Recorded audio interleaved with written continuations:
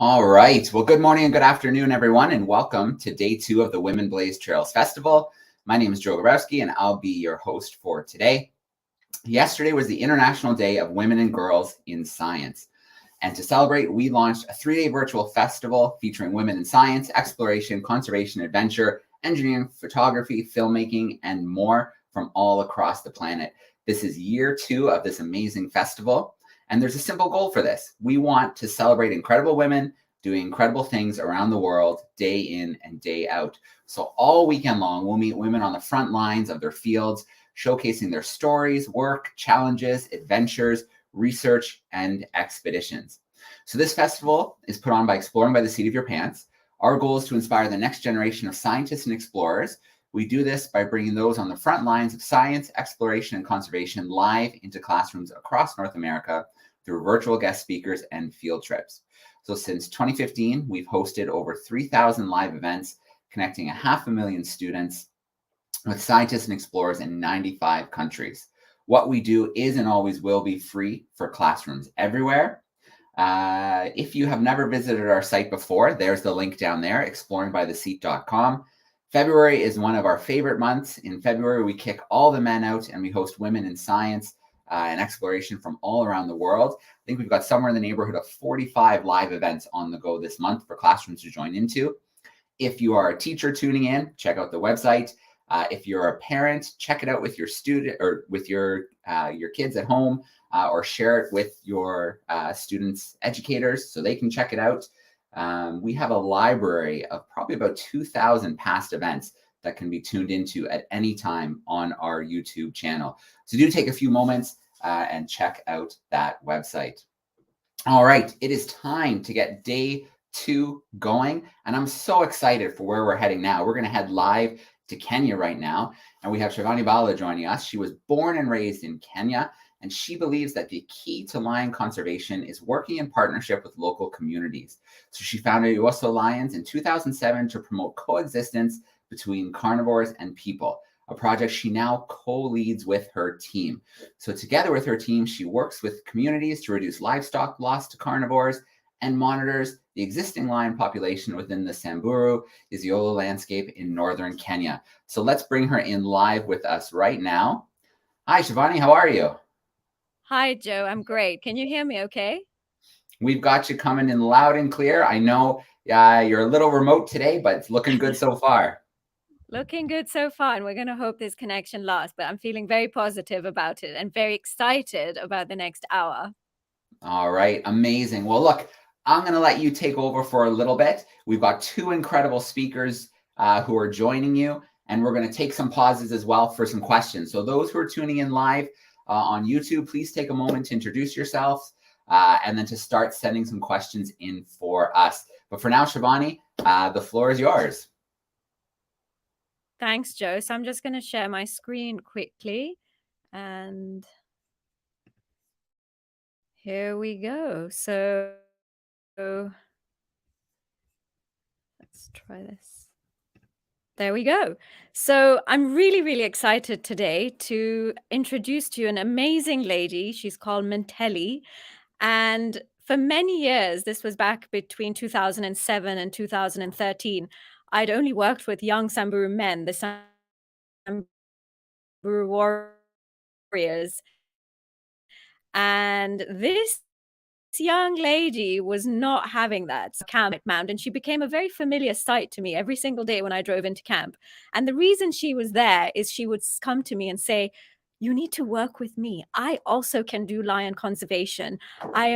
I know I can do just as much as the warriors do. So please let me start a program with women and lions." And I was just amazed and so inspired by this incredible woman. And I said, "All right, Menteli, let's do this. Let us start this program you created with your amazing colleague on the left. She's called Parasaroy. And start this program, which they said would be called Mama Simba, meaning Mother of Lions. And back in this was back in 2013, Mantelli actually spoke no Swahili, no English. And now I can't tell you how much pleasure it gives to me that she's going to come and talk to everyone in Swahili, which is not her first language at all. And I will be sitting at the side translating for her in English. And I'm very excited that she's giving her first tour globally. So this is a big moment for her and for our whole Ewaso Lions team. So I'm going to hand over to her now and stop talking. So here is Mantelli Lalparasoroy, an incredibly amazing, inspiring young woman from Sasab village, which is about 10 minutes away from where we are now. So over to Mantelli.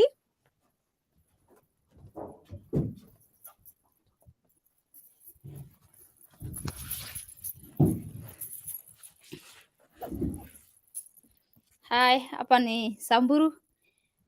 Sisi tunaishi hapa pamoja na wanyama yetu yote ya msituni na ya nyumbani. Sisi tunaishi pamoja na simba na wanyama wengine yote. So this is called Samburu, and this is where wildlife and all of us live together. This is my home, and even lions live here. We all live together. Mimi nimesaliwa hapa Wasongiro, Waso, hata simba wanaishi pamoja na sisi. This is called the Ewaso Nyiro River. I was born here, and even lions live here, exactly where I live.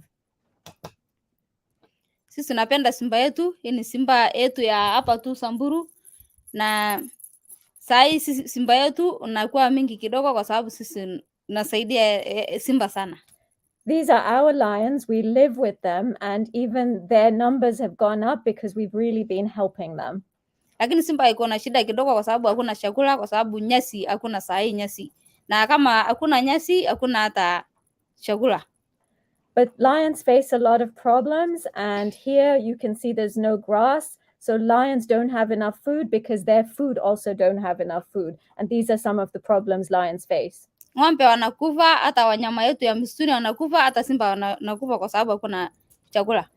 Our cows die, the herbivores out, they die, and even then lions will struggle because they don't have food. Hakuna maji, hakuna nyasi, sisi wote iko na shida. There's no water, there's no grass, we all have problems. Simba anaenda kukula ng'ombe ya watu. Watu anakasirikia simba na anataka kuua. So then this is when lions go and kill cows, and then the community get really upset, and then they go kill the lions. Kwa sababu hakuna chakula ingine mpaka tu aende kukula ng'ombe. They often don't have any other choice. They don't have much food, so then they end up killing cows. Jenerali anataka kusaidia simba na anatafuta warani ya kuongea watu, anataka kusaidia simba kwa sababu ya hiyo shida yote simba iko naye. So Jeneria, who works with us, he started this program with the warriors to try and see how we can help the lions. Na amepata warani, sahi simba yetu anasaidika. Hata mimi naona yeye anatafuta program ya warani, hata mimi nataka ya wamama. So I saw him working with the warriors, helping the lions, and I said I also want to help the lions with the women. Sisi yote warani wanafanya pamoja wamama, kwa sababu hata wamama wanaweza fanya kazi wanaume wanafanya.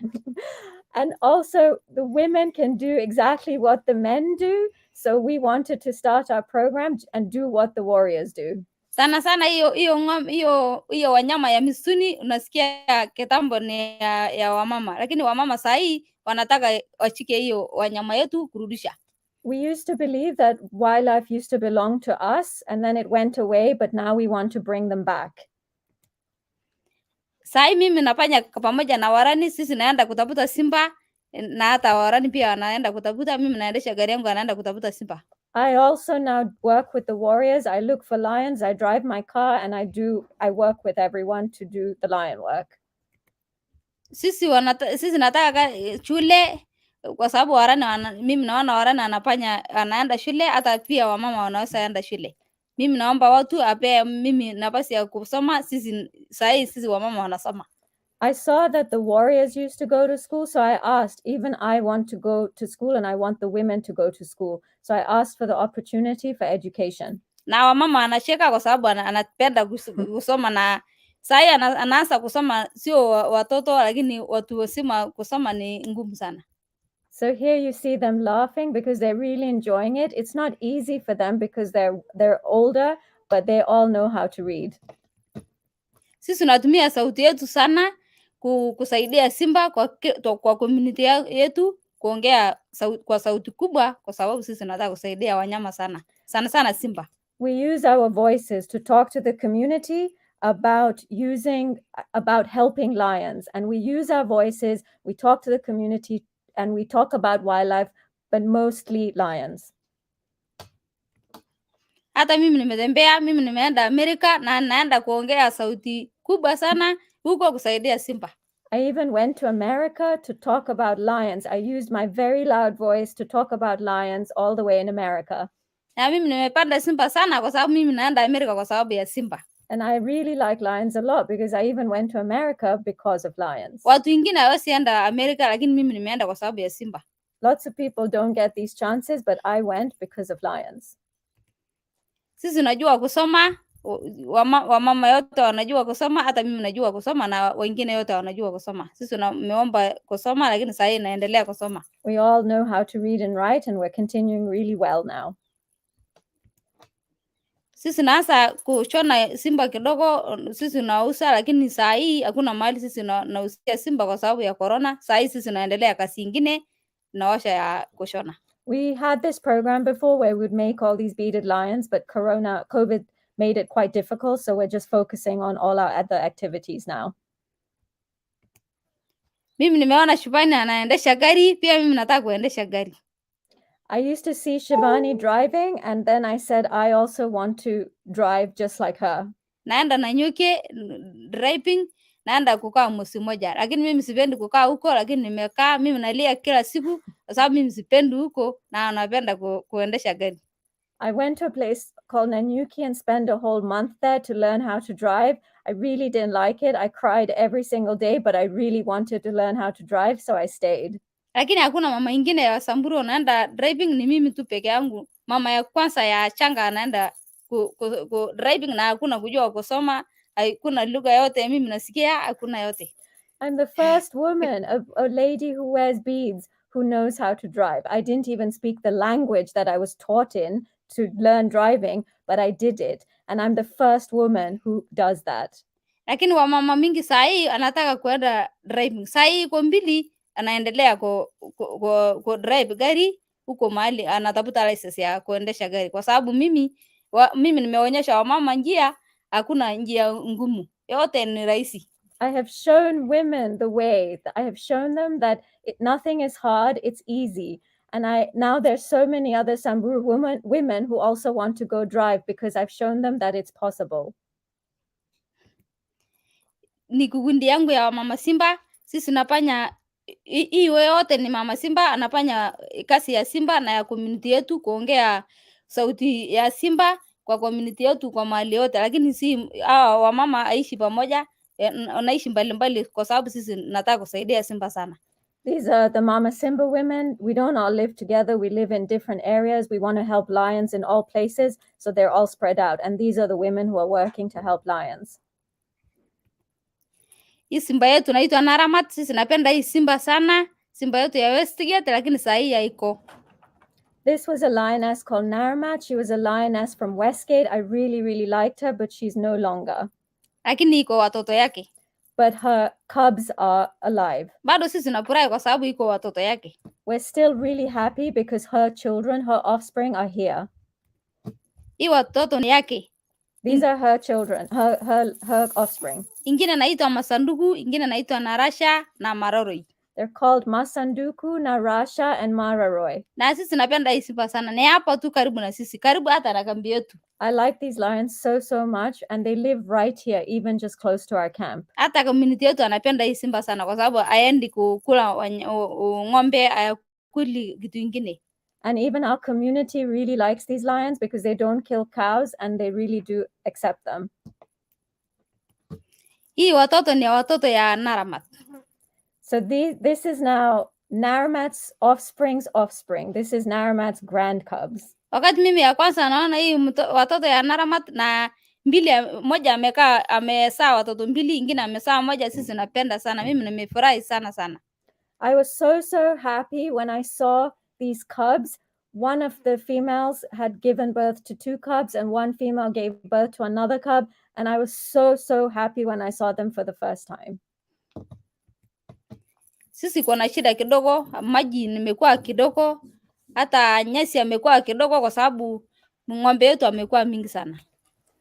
The problems are still there. Grass is little and water is little, and the problems continue for our animals. Nyasi amekuwa kidogo sana, mali amekuwa mingi, hata maji amekuwa kidogo kwa sababu ni mali yetu ni mingi sasa. Na sisi sasa tunakaa na shida kwa sababu hakuna ni jirali kila siku. But our cows are a lot. Our livestock is so much, and there's just not enough grass and not enough water for them, and we're constantly living in a drought every day. Lakini sisi naishi pamoja na wanyama yetu yote ya msituni na nyumbani, hata kama imekuwa mingi. But we're all living together, even though there's lots of livestock. We're all living together. Sisi nimeanza programu ingine impya kwa sababu sisi nataka kusaidia wanyama yetu ya msituni na ya nyumbani kupanda nyasi. So we started a new program working with the women to plant grass to help the situation.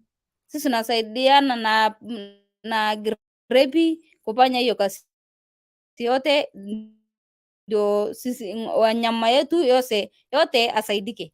We're working with the Grevi Zebra Trust, and we're making sure that grass can come back so all animals can be helped. Lakini kadalta naona tu naweza saidika. And I can see that it can be helped. The animals can be helped. Asheta oleng. Thank you so much. Asante sana. Thank you. Usiende mbali kabisa. All right. Well, Munteli, thank you so much. What an amazing presentation. Shabani, did you say that Swahili is her second language? Yeah, so Samburu is her first language, and she started speaking Swahili only a few years ago. There were years that both of us couldn't communicate with each other because I don't speak Samburu and she never spoke Swahili. And then we both went on a trip once. So both Munteli and I went on a trip somewhere. I wanted to show her another part of Kenya.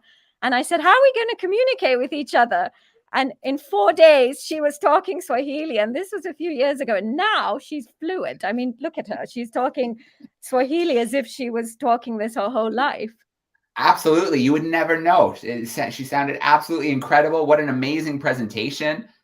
Thank you so much. That was great. Amesema asante, amauliza umeanza kuongea Kiswahili lini? Kama umeongea kila wakati. Sawa. So Shabani,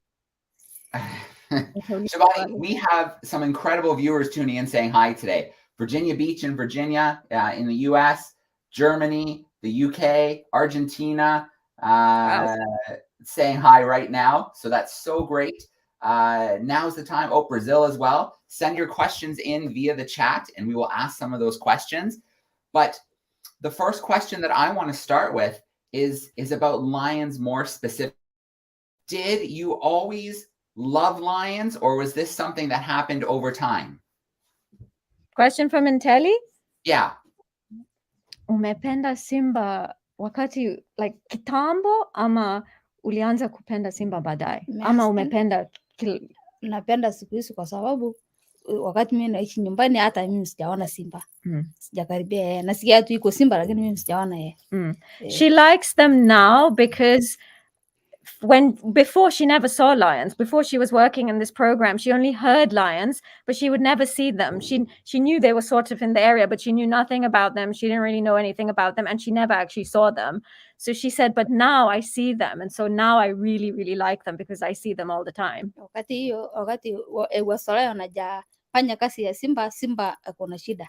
Na hata community yetu hajui simba, lakini saa hii wakati nyinyi anakuja kuonyesha community simba ni mzuri, hata anaonyesha watu simba na watu wengine anajua simba na ajaona. Sai kila mtu anapenda simba, hata mimi nimependa simba, lakini sai hata simba sai sauti ya simba sai anasikika sana. She says before there was Ewaso lions, we didn't know anything about lions. We didn't really know, we didn't see them.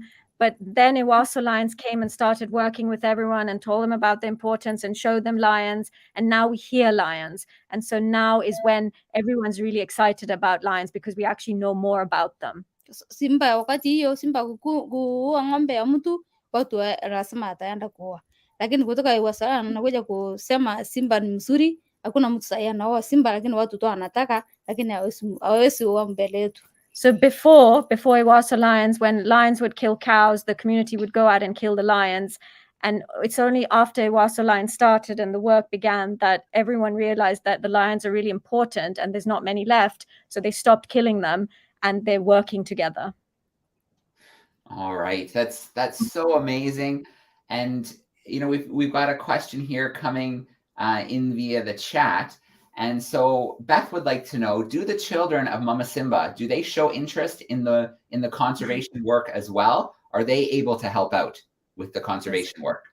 It's a great question. Anauliza, watoto ya hawa Mama Simba, hata hawa wamejua maneno ya conservation, Kabisa. wanapenda conservation, wanasaidia Kabisa. watoto ya hawa mama wote. Wanasaidia sababu sahi kama watoto ya Mama Simba. Kwenda tu kuchunga ng'ombe ama mbuzi, anaona tu nyayo ya simba, anakuja kuripoti kwa mama ama kwa watoto wengine. Sahi watoto ya Mama Simba hata wanachunga simba sana. The children of the Mama Simbas know so much about conservation and really help conservation because they're the ones who are out with goats and sheep. And so when they see signs of lions or tracks, they come home and report that to their moms, who are the Mama Simbas, and they'll also report it to the other children. So definitely the Mama Simba children are also really helping. All right, that's awesome. It's so great to have the next generation excited and thinking differently about lions, thinking differently about conservation, and kind of their place in the landscape. So, I mean, there's so many projects. It's hard to know where to go next. It's I'm wondering, does Mutali have a rest? That would be my next question. Unapumzika? Wapi? Unaenda kukaa nyumbani kupumzika kwa kazi ama unaendelea na kazi? Na mimi naendelea. She says she just keeps going. Yeah, she fair keeps enough. going. All right. Well, when did you know that conservation was something you wanted to pursue as a career, as an everyday activity? Minteli? Yeah. When she knew she wanted to do it? Yeah. Ulitaka kuanza kazi ya kuchunga wanyama lini? Nini ilibadilika kwa kichwa yako kusema mimi nimesoma? Mimi kwanza naomba nyinyi kusoma. Wakati mimi nimesoma, mimi nimeanza kujua mambo ya wanyama. It was really when I started learning education, like when I was learning to read and write, I learned so much about the animals, and that's when I was getting really interested in conservation. So it was the education that helped me to get there. Hata sisi wakati sisi hajasoma, simba tu kuoa ng'ombe, hata sisi naambia warana aende kuoa. Hata kama pisi aende kuoa, kwa sababu sisi ajui maana ya hiyo kitu yote. Lakini sasa wakati sisi naendelea kusoma, kuingia hiyo shule yetu kidogo, sisi unajua wanyama iko maana sana. So even before, when a lion would kill a cow or a hyena would kill something, we would even tell the warriors, go kill that lion. The women would say, go kill the lion because our livestock have been killed. But ever since we learned the importance of the carnivores, we've now really made a difference to stop that because we understood the importance of why they shouldn't be killed. All right. So we've got a few more questions here in the chat. This question's from the United Kingdom. And they're wondering, as you were beginning your journey in conservation, did you encounter, any prejudice? Anybody saying, no, this isn't what you should be doing? Wakati ulianza, ulipata shida yoyote? Kuna mtu amekuja kusema usifanye hii kazi. Ulipata shida kutoka mtu wakati ulianza kazi ya conservation? Iko watu tu kama watu wengine hajajua kama sisi. Bado tu apendi kabisa wanyama. Hata usiku kijana anaenda kuua digidigi. Namulika na tosh anaenda kuchika. Kama sisi wanasema sisi wa Mama Simba anaambia yeye hakuna, washa hiyo kazi, hawa wanakasirikia sisi kwa sababu hawa bado hajajua maana ya wanyama. So the people who didn't know us and the people who didn't really understand the importance of conservation, if we tried to say something, for example, if we saw some children trying to kill a dik-dik, which is a small antelope, at night, and we would tell them, don't kill the dik-dik, they would get angry with us because they hadn't quite understood yet the point of conservation. So that was one challenge I had, the Mama Simbas faced, is mainly people who didn't really know about conservation. Kama watu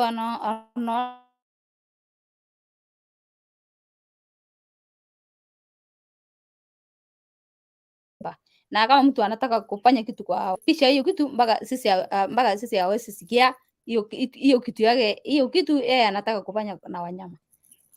So walikuwa na ficha hawezi onyesha sisi kama yeye apende wanyama ama wanaenda kuoa, hawezi onyesha sisi.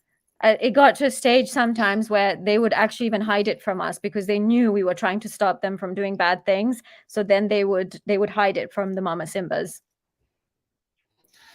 All right. Well, from everything that I'm seeing today, listening to you speak, from the presentation, from seeing the amazing work you're doing, Munteli, it looks like you're someone who doesn't take no for an answer. When you want to do something, when you want to make change, you make it happen. Absolutely amazing. Did you? Oh. I hope I haven't lost you, Joe. I think you're coming back. I think we've got you back. Yeah. Okay. So we have another question here from Argentina. And they're wondering, are you teaching other women in the community to drive now? No. Oh, okay. Unafundisha mama wengine kuendesha? Mimi nasaidia lakini wamama wengine ingine nusu.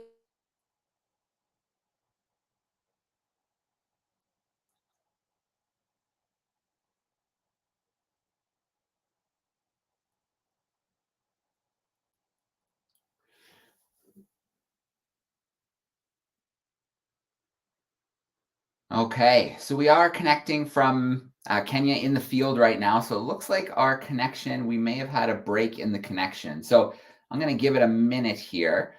With any luck, we will either have the connection come back or we'll see Shivani leave the call and then re-enter the call. And then with any luck, we'll get that connection back.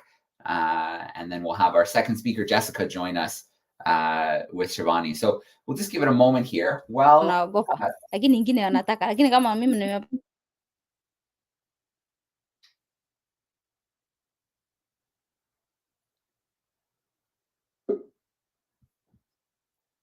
back, Joe. Sorry, I don't know what happened with our connection.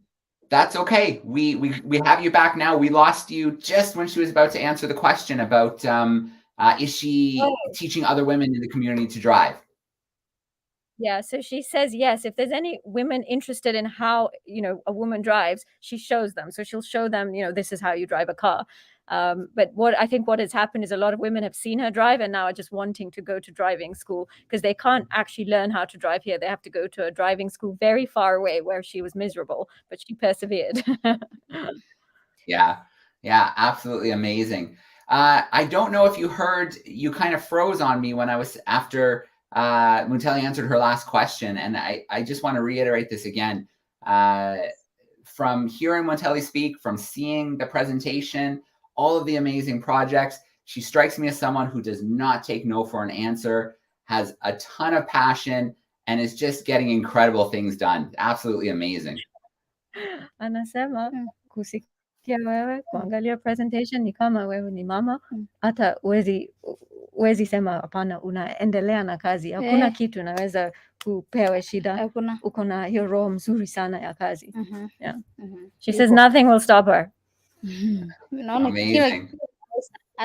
Naona hata wamama wengine wanaweza. She says, I can do everything and I know all the women can do everything. Absolutely. No question. No doubt. I think after seeing you present, nobody who sees this presentation is going to doubt that in any way.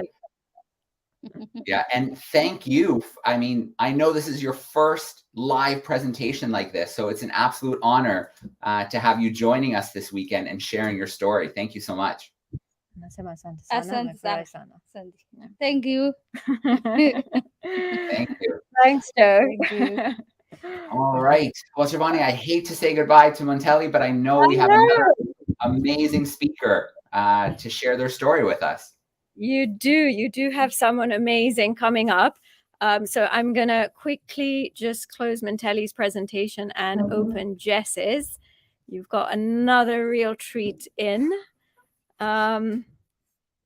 Okay, so I'm gonna share my screen quickly and try this again.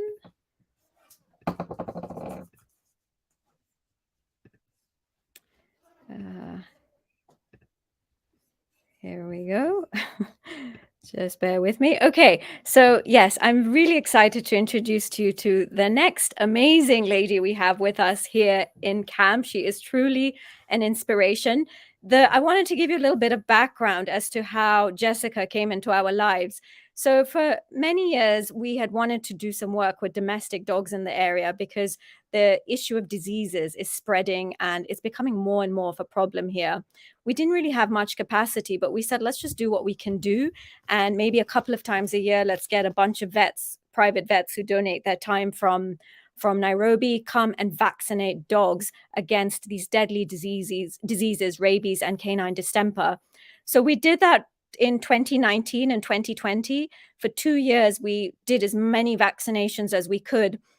And this was under a program that we had called Kura's Pride. We have called Kura's Pride. Kura is our camp dog who's actually just in front of us. And Kura is a dog that came from down the road. He's from the village. And when he found us in our camp, he was lost and, really just lost and very stressed out. But his whole life changed when he came to our camp because we took care of him. And so he really was the inspiration for this program, the Kura's Pride program, where we were trying to understand, was it possible for us to do more for domestic dogs and work with the domestic dog owners to encourage responsible dog ownership? Because there's a direct connection between looking after dogs and having healthy dogs and wildlife conservation. And Jess is going to talk about that. So we did this for a couple of years, but we wanted to do more. These one-off vaccination campaigns were not enough. And we wanted to really have a much more sustainable long-term program.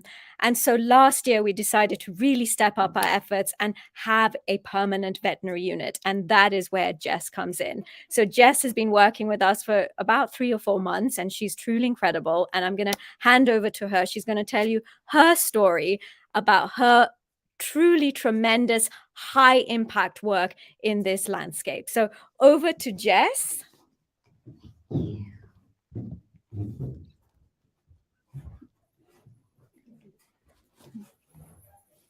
Hi, Joe. Are you able to hear me well? You won't be able to hear him. Just keep going. Okay. So I'm really excited to be here today and to share a bit about the work that we're doing, which is really enjoyable and fulfilling, especially towards conservation and the community. And so in this picture, you see me holding a puppy and a really cute kitten. But my love actually started out with snakes. And I thought I would be in that line of snakes. So looking back, growing up, I remember my brother always wanted to be a pilot, and my sister, God bless her heart, she wanted to start up a bakery and a morgue, and I was the one who's always been undecided, and I didn't know what I wanted to do with my life. And so moving along, I always wanted to say, maybe I would be a vet, maybe I would be an engineer, maybe I would be this and that, but I wasn't really sure until moving forward with time. And my parents come from a background, as Montelli is, a rural pastoralist community, and I didn't know about being a veterinarian, unfortunately, and that perception being a veterinarian was for men. And so when I was enrolled into vet school, I remember being so scared and going to my mother and asking her, do I change this? Do I go to another course? And she told me, no, do this. You're going to do this, so go for it. And so I went to vet school, and I was so excited because I didn't know what I wanted to do. But when I got this, I said, this is what I'm going to do with all my heart. And so I studied through vet school, asking myself, so what is in this course that I could do, that I could give back to my community? And so going with that, through vet school, I went to a lot of courses. I did public health, I did dogs and cats in small animal clinics, and I did all that until I was introduced to public health and the concept of One Health. And I was blown away thinking about how there's something I could do that could help the animals, that could also help the wildlife, that could also help the environment, that could also help the community. And so I started asking myself, maybe this could be what I wanted to do. And so I continued going on until I finished vet school. And after I finished vet school, I started volunteering for the vaccination campaigns. And that's how I came to Ewaso Lions and other conservancies within this rural pastoralist community in northern Kenya. And so through volunteering, and I saw this beautiful landscape and the beautiful people in this area who have already started conservation long before, we started having organized national reserve and national parks. They have coexisted with wildlife, and they have lived with them, with the dogs, with the cats, with the livestock, with the wildlife. And I was so impressed that they live together in harmony. And I asked myself, wow, okay, One Health could come into this. Diseases, they're sharing the same water points, they're sharing the same pastures, they're walking through the same landscape. And I started saying, you know what, I actually love this more, this could be it. And so I started volunteering, coming. I was still living in Nairobi. I was working with snakes at that point because I knew snake bite is a problem within rural pastoralist communities, and I wanted to learn as much as possible about it. And that's how I was introduced to more of community work and started volunteering through northern Kenya.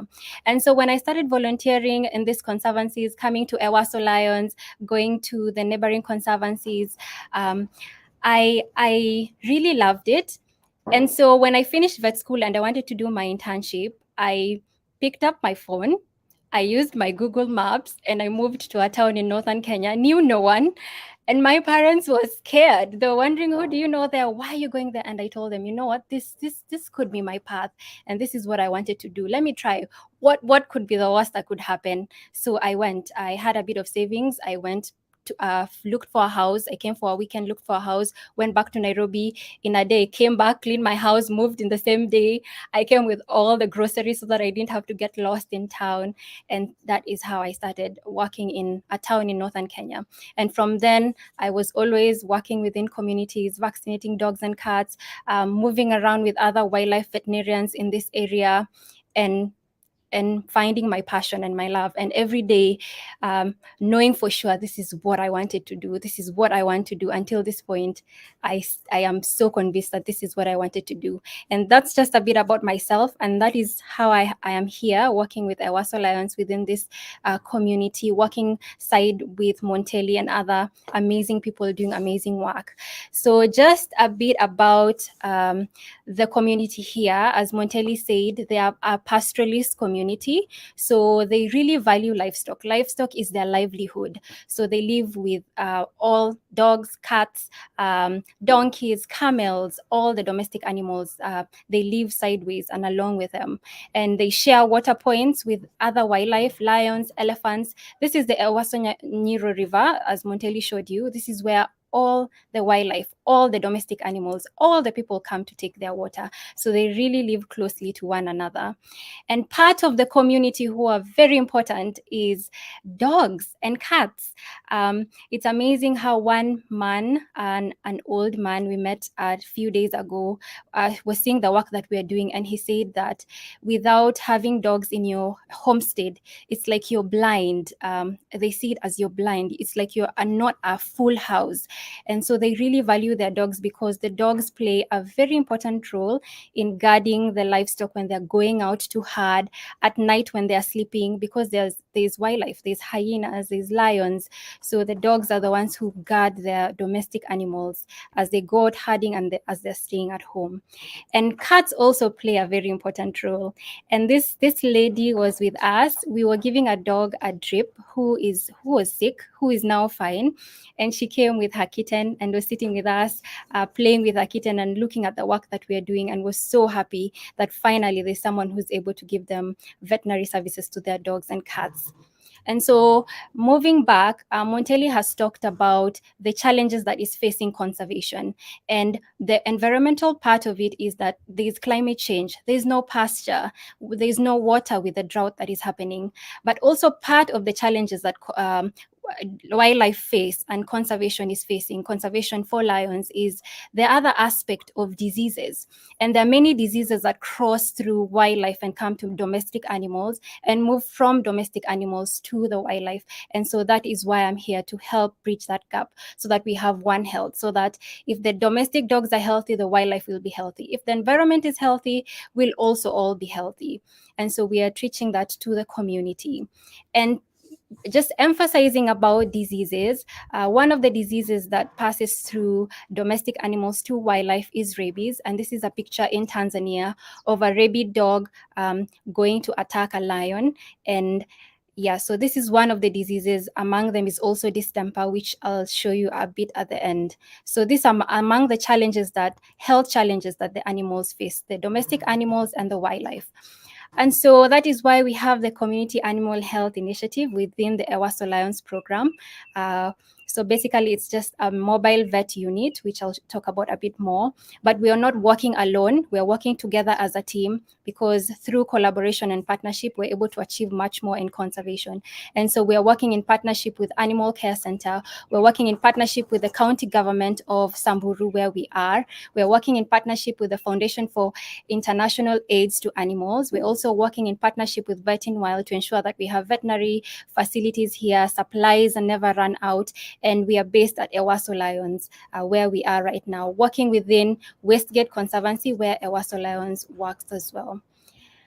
And so this is our team that we work every day with. We have, at the bottom is Solomon Lenasalia, who we work every day with. So we are working together every day. In the morning, I drive the car. He helps me with preparing the dogs and getting supplies. He's tall, so that helps me because I'm very short in, doing everything that we need. We're also working with veterinarians in Kenya. We have Dr. Stephen Chege and Dr. Mosin Likoniwala who are helping us.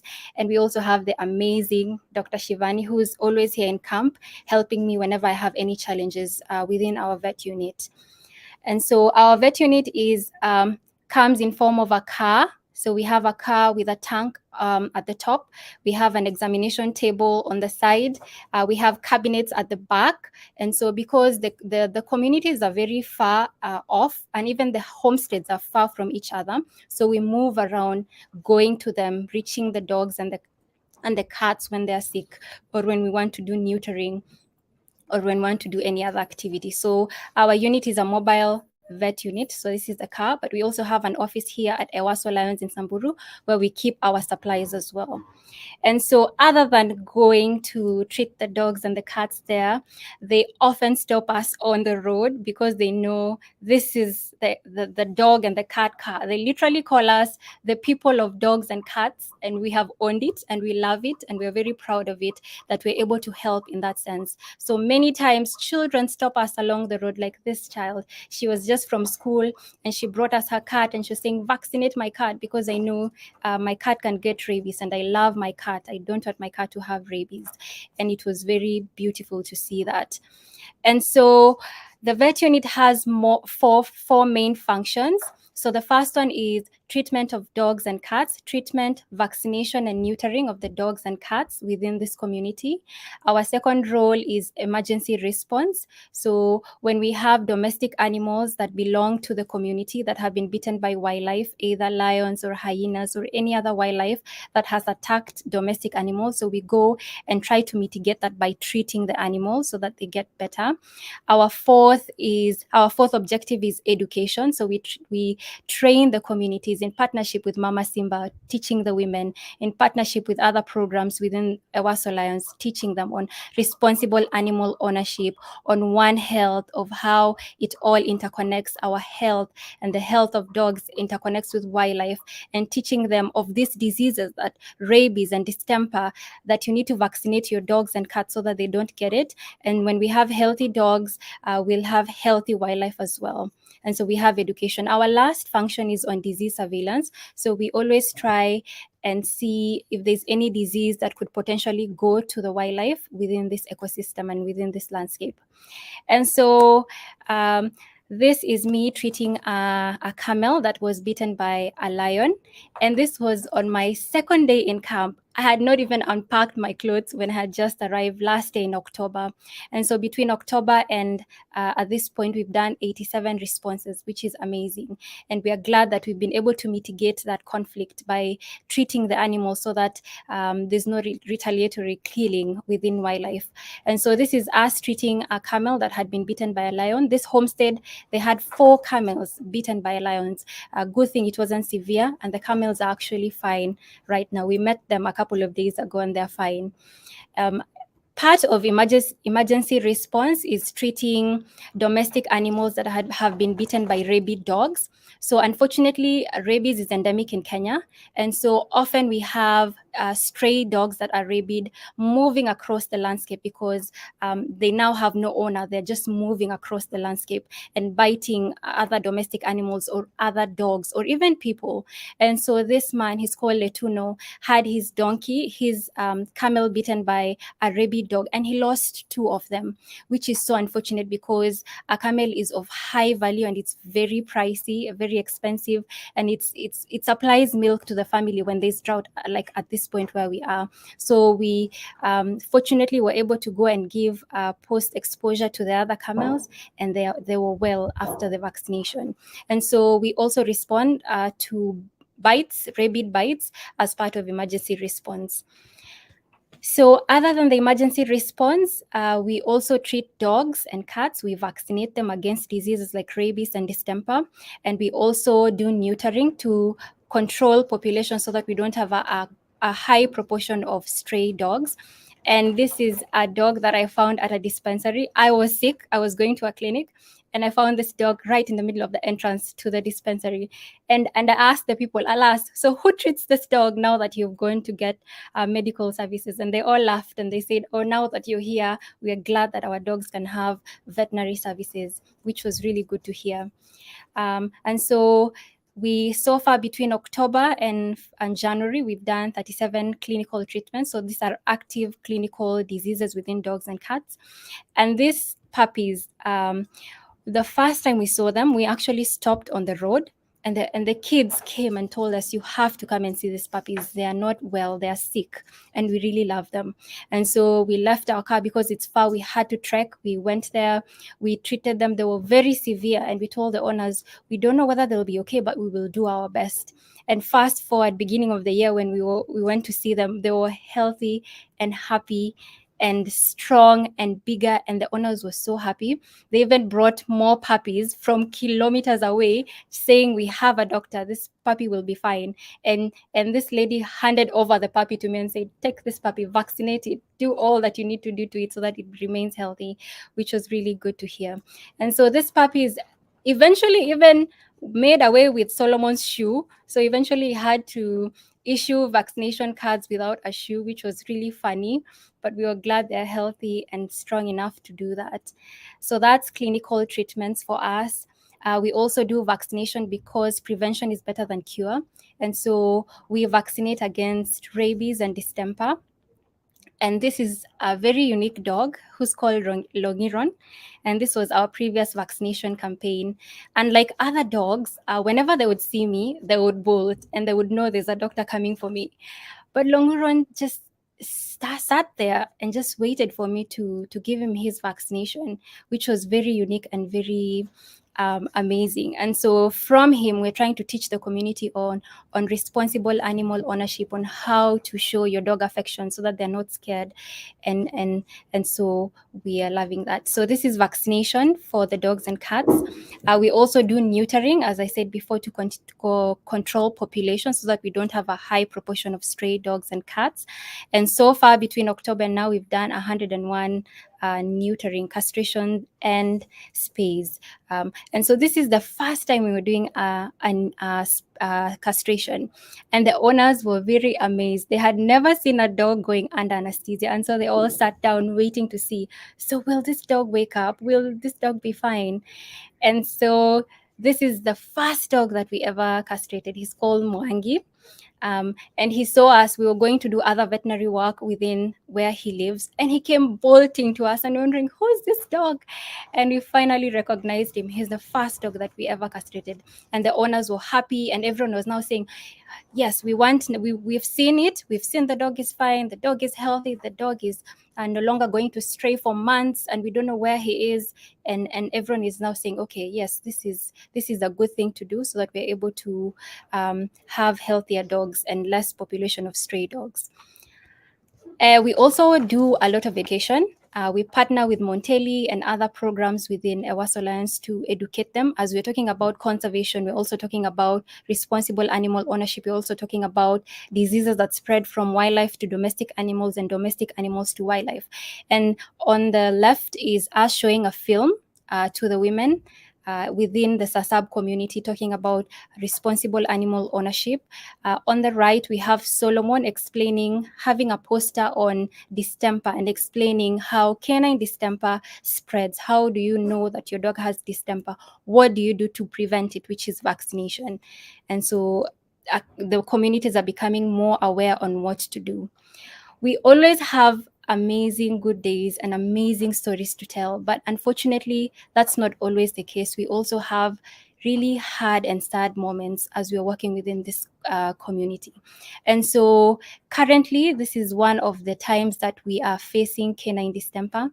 And it is so sad, and sometimes we feel very helpless because we have so many dogs that are sick currently, and we have lost a good number of them.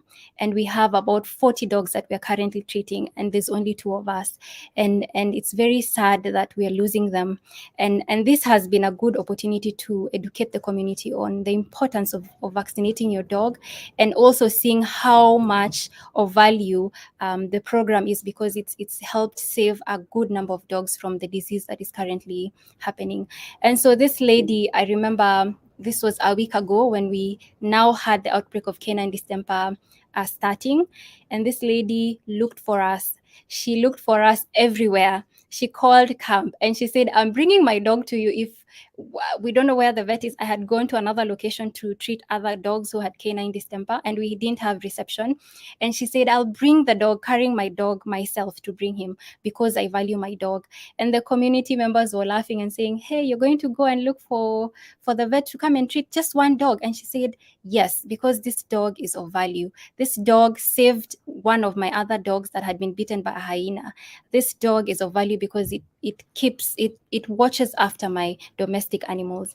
And so we came to her house, and this is Solomon on the first day, and we were in despair because there's no treatment for canine distemper, and there's only so much that we could do. So we did our best. We gave him fluids and we gave him everything that he needed, but we were also quiet, not knowing what would be the outcome. We don't know whether he would be fine.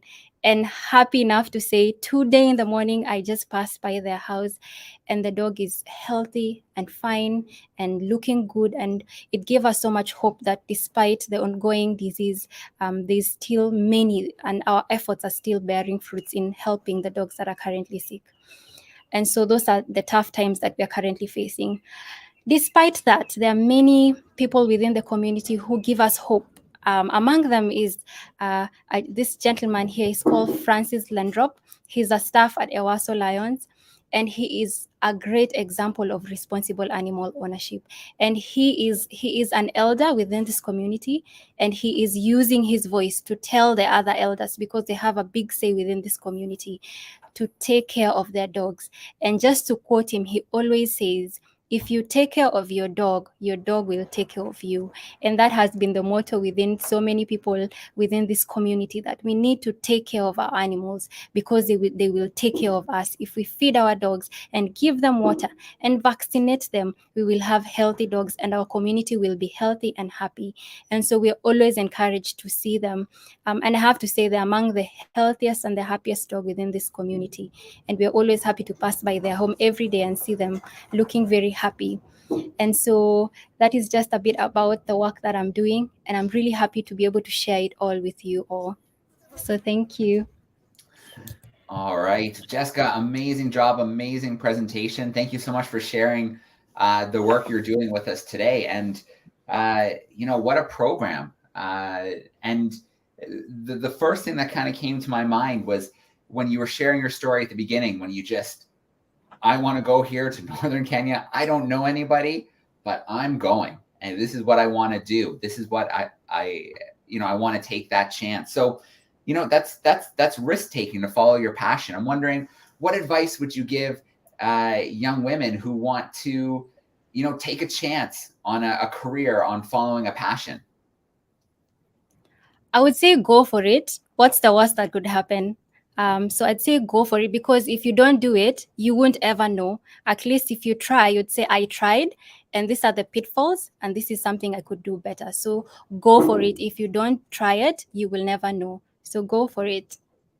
All right. Awesome.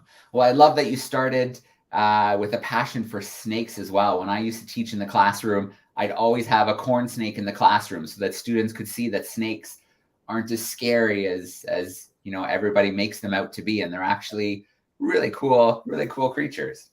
Yes. Okay. Yes, we've got a few questions here coming in via the chat. This first one here is from Argentina, and they're wondering, Natasha's wondering, where does the organization get support for things like the rabies vaccines and the medicines that you use out in the community? Oh, in terms of supplies? Yeah. Where we get our supplies. Yeah. So we get our supplies in Nairobi. So Nairobi is our capital city. We are in partnership with an organization that does small animal practice. So they help us in terms of what drugs are available, what's in the market in Kenya. With the pandemic, there's a lot of drugs that are not supplies that are not coming into the country. So the small animal practice has helped us. When we're partnering with them, they bring us supplies. I always have inventories beforehand so that we know we have enough supplies for a few months before it runs out. So we're working in partnership. Partnership is always important. So we're working in partnership with them to help us have supplies within camp. All right. Well, that mobile vet clinic is such an important idea, with everybody in the rural areas spread out. Being able to take the care right to the community is so important. Do they pay for that service, or is that something that you offer to the community? So we offer to the community free of charge, no charges. Amazing. Yep. All right. We have another question here. This is from Sylvia, and she's wondering, dogs and cats, do they hunt the native wildlife? So is there anything that's done to kind of address maybe dogs and cats hunting native wildlife? So I have not heard of that within this ecosystem, because they're domestic. So most of the communities, because they're pastoralist, they have lots of sheep and goats, and that's what they feed on, and that's what they feed their dogs as well as the food that they eat.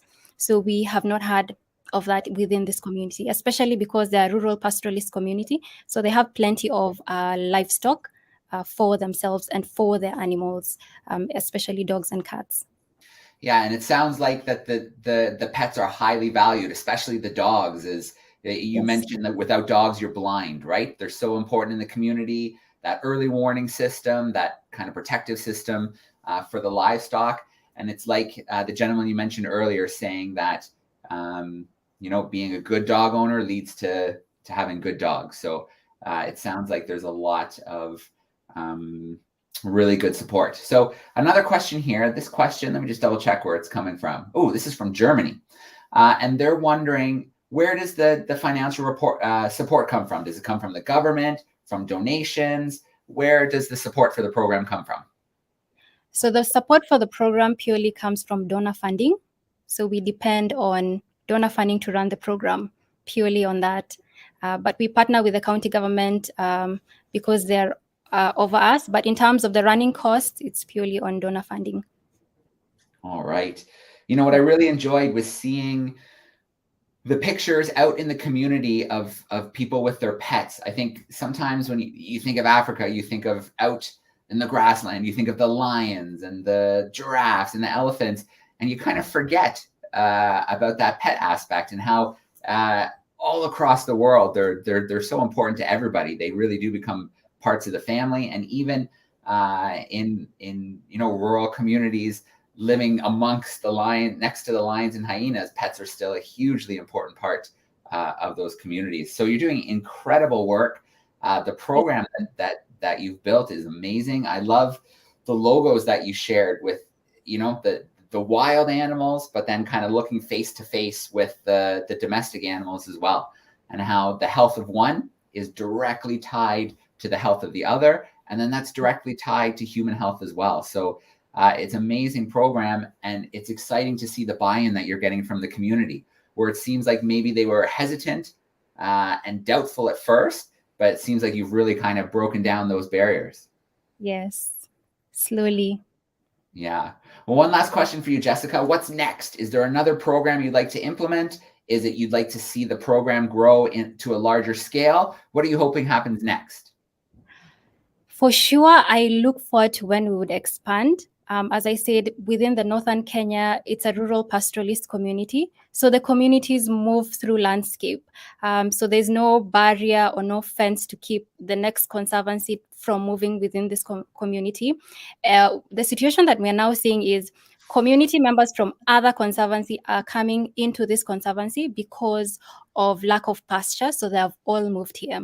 And so what that shows is you're not able to contain only one place. You have to approach the whole landscape, so that you can't keep only these dogs healthy without reaching out to the next community where the dogs will eventually move if there's rains there.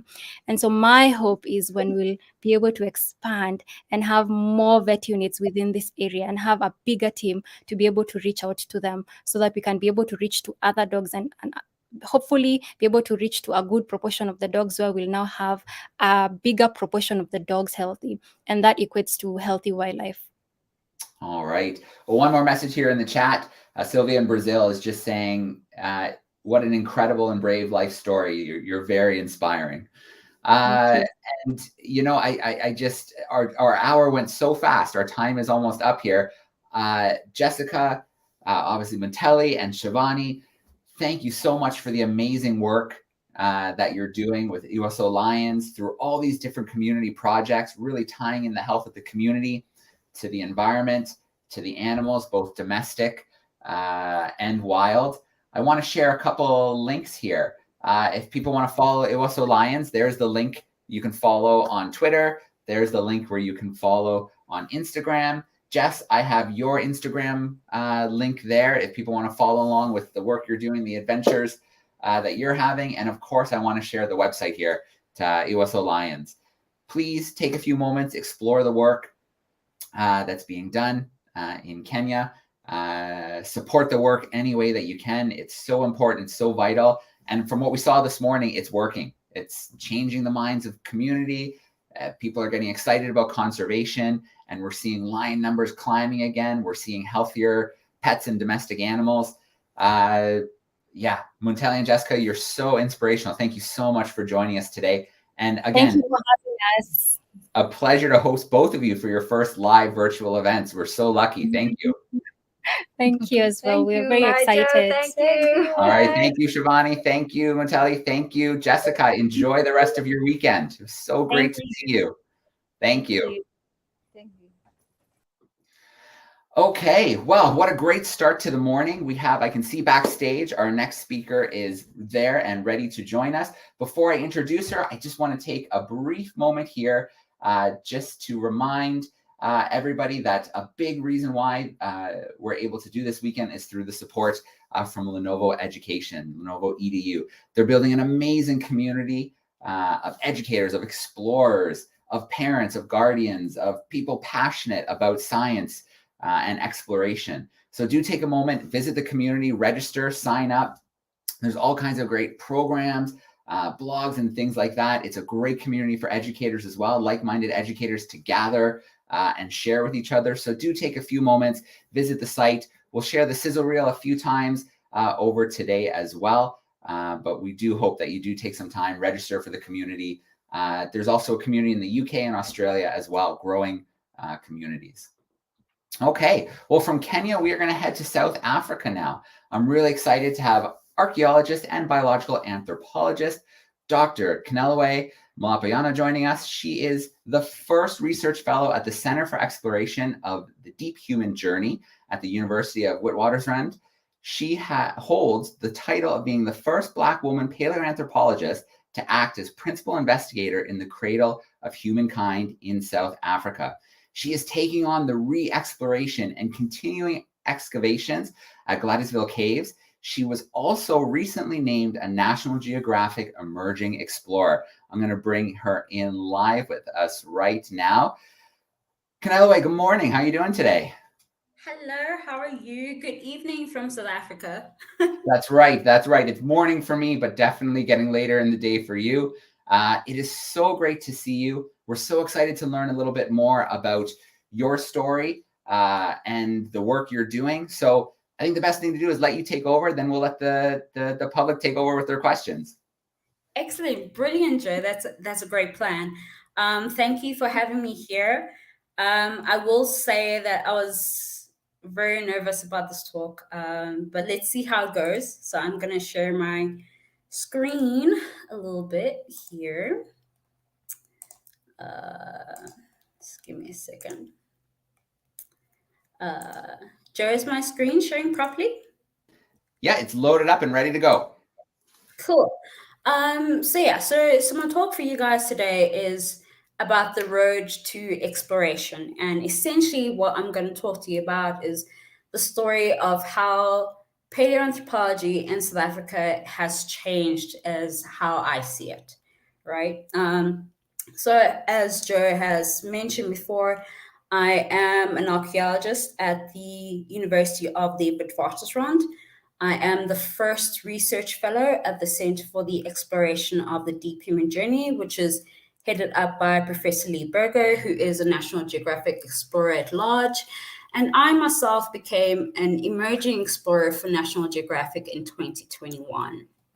So my background academically is in archaeology. So I was very much trained on Iron Age archaeology or early farming communities.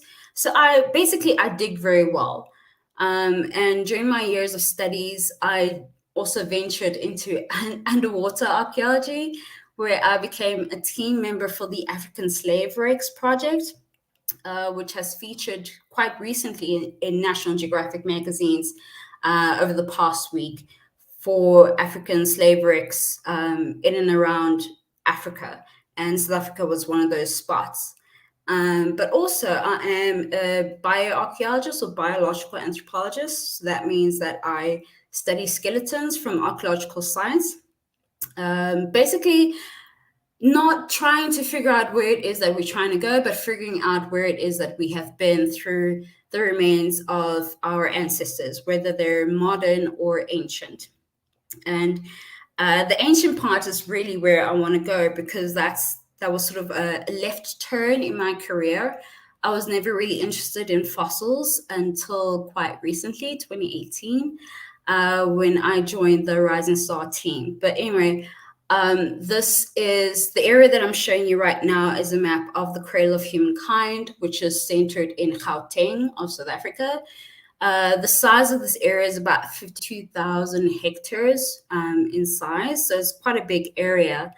And there are about 15 recognized fossil sites in this area, which is the largest concentration of fossil sites in the entire world.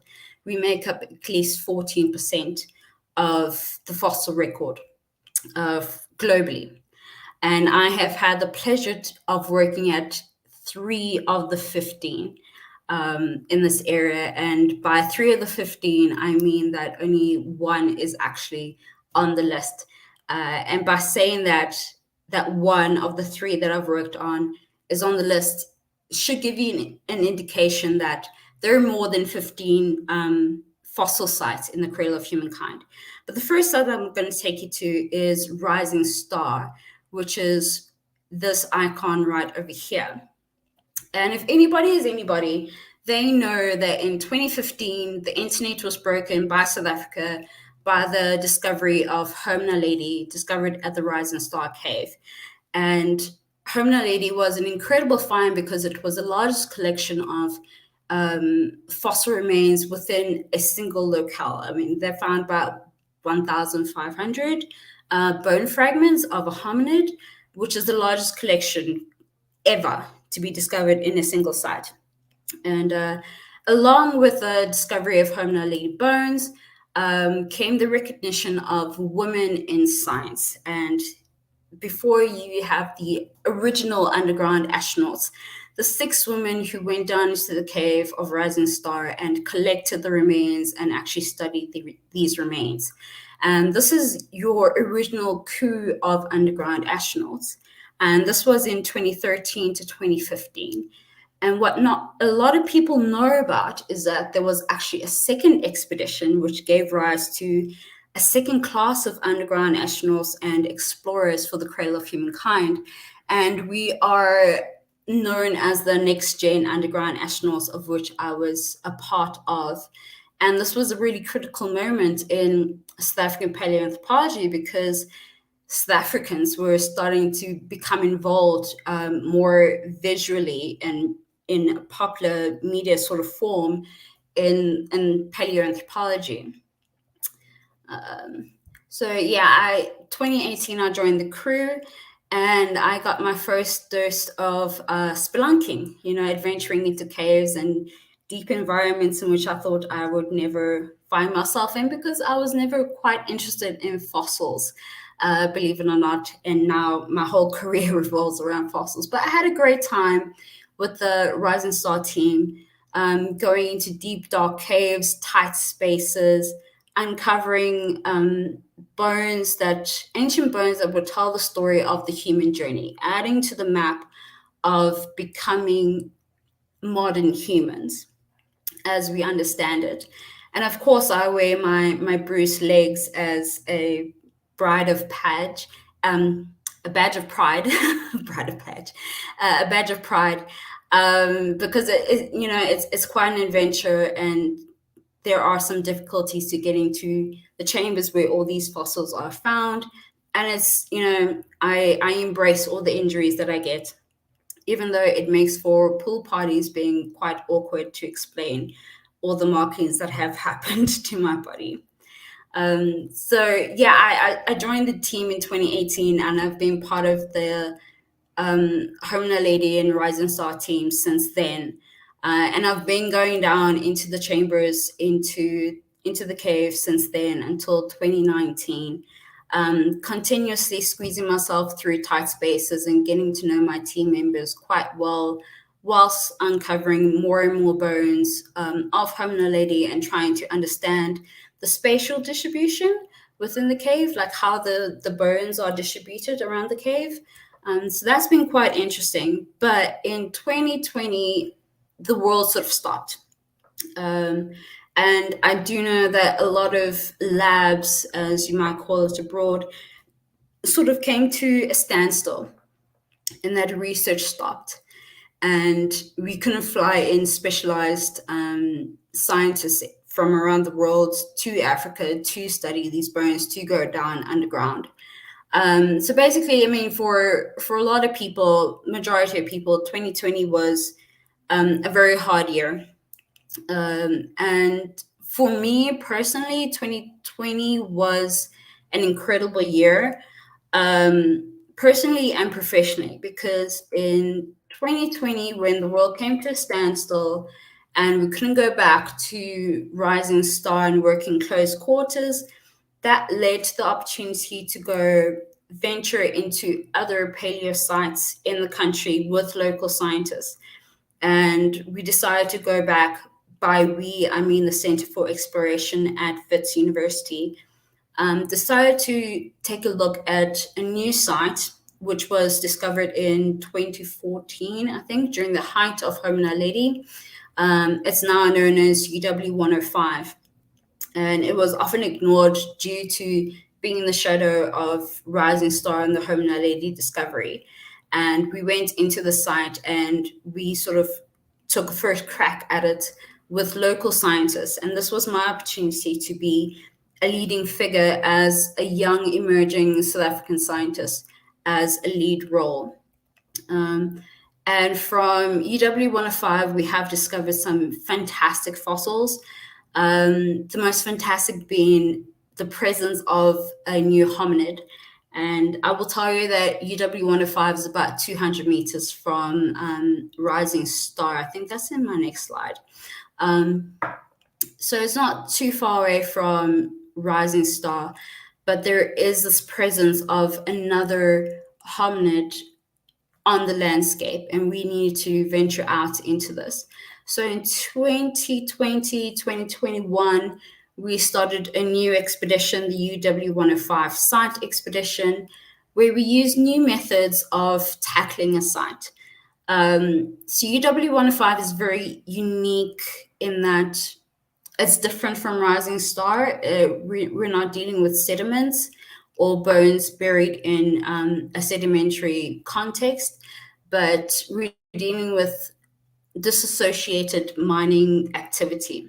So all the fossils that we're getting are in breccia blocks piled up in piles by miners from the early 20th century. And they're often disassociated and ignored by archaeologists and paleoanthropologists because they can't place them within their original context to understand what's actually happening to the site. So our outlook or our approach to the site was, let's try to reassociate this discontextualized material with its original background. And that's where the 105 expedition began, where we employed local community members to be a part of the team, to go down underground and to pick up all these blocks, take a look at them, see if there are any fossils within the material that we're seeing. And we then began to reconstruct the underground cave system above ground.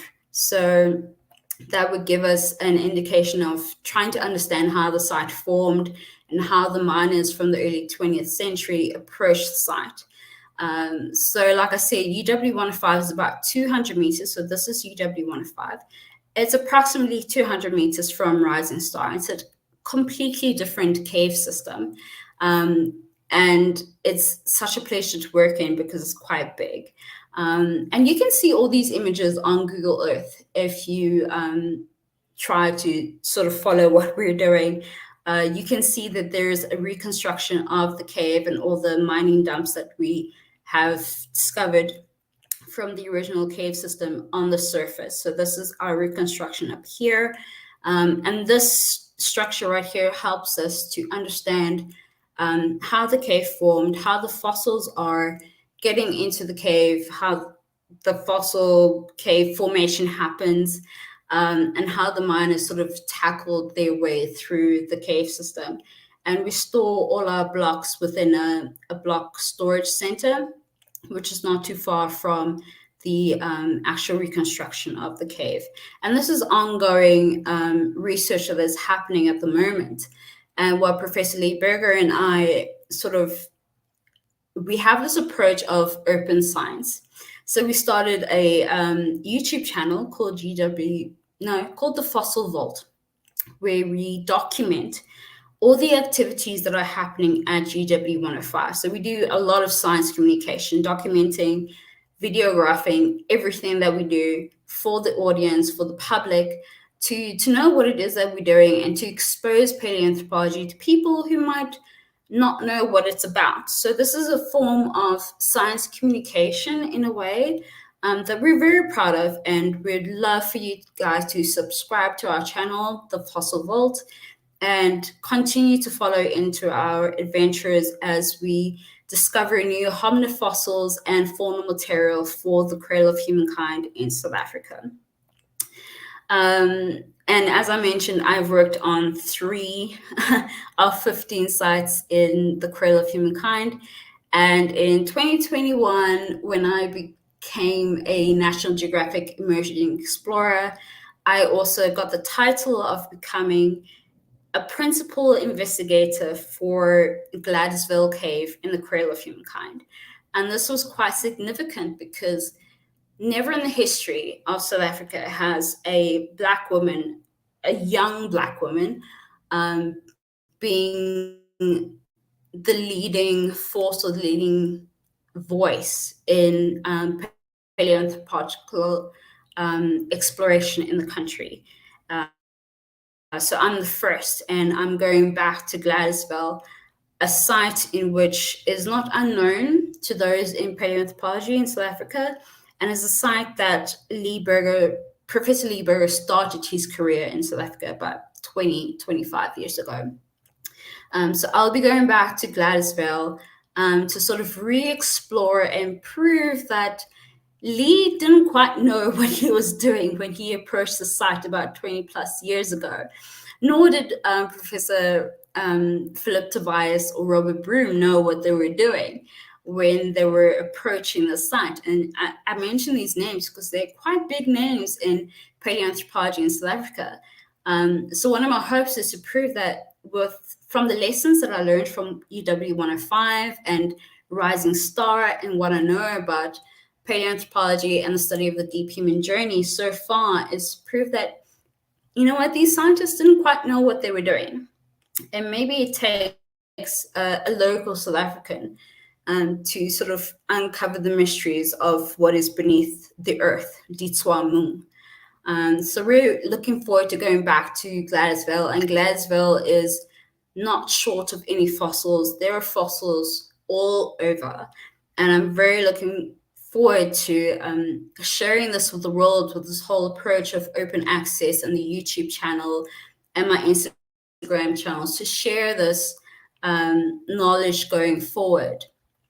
And along with that sharing knowledge going forward, again in 2021 is just a year of blessing, to be honest, because I became a super scientist hero, a comic book character that was drawn up with my fellow colleagues, Debogor, who's a geologist who's also working with me on a new site called Lafika Lanuka within the Cradle of Humankind, Kim Tommy, who has recently took over my previous job as curator of the Marapeng Visitor Center, and Celindo, who's a geologist who has worked in the Cradle of Humankind.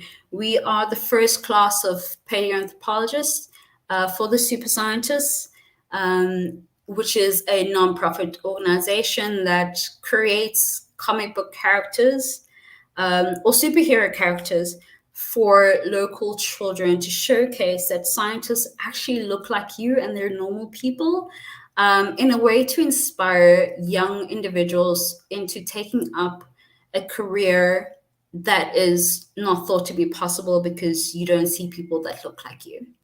And I say this because, I mean, I was very fortunate in that I'm very stubborn and I was introduced into archaeology and paleoanthropology from a very young age. I was 7 years old when I decided this.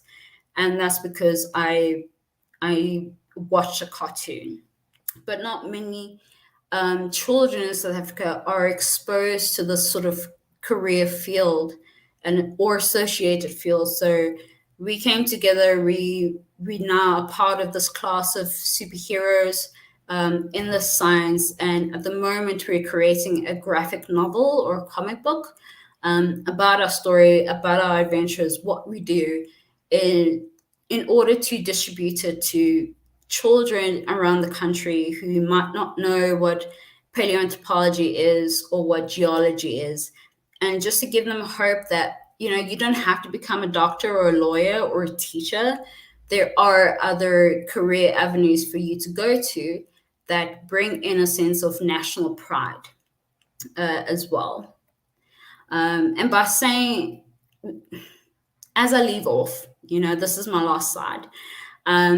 The face of paleoanthropology is changing in South Africa. It's no longer dominated by old white males or people from abroad coming into Africa and studying our fossils and telling us about them, but rather the future of paleoanthropology in Africa, in Southern Africa, is very soon to be dominated by people that I admire and call friends. And this is the new class of paleoanthropology that's coming through from South Africa. So I guess it's now your moment to take a look at our faces, get familiar with us, because we're really not going anywhere and we're going to be in your face pretty soon.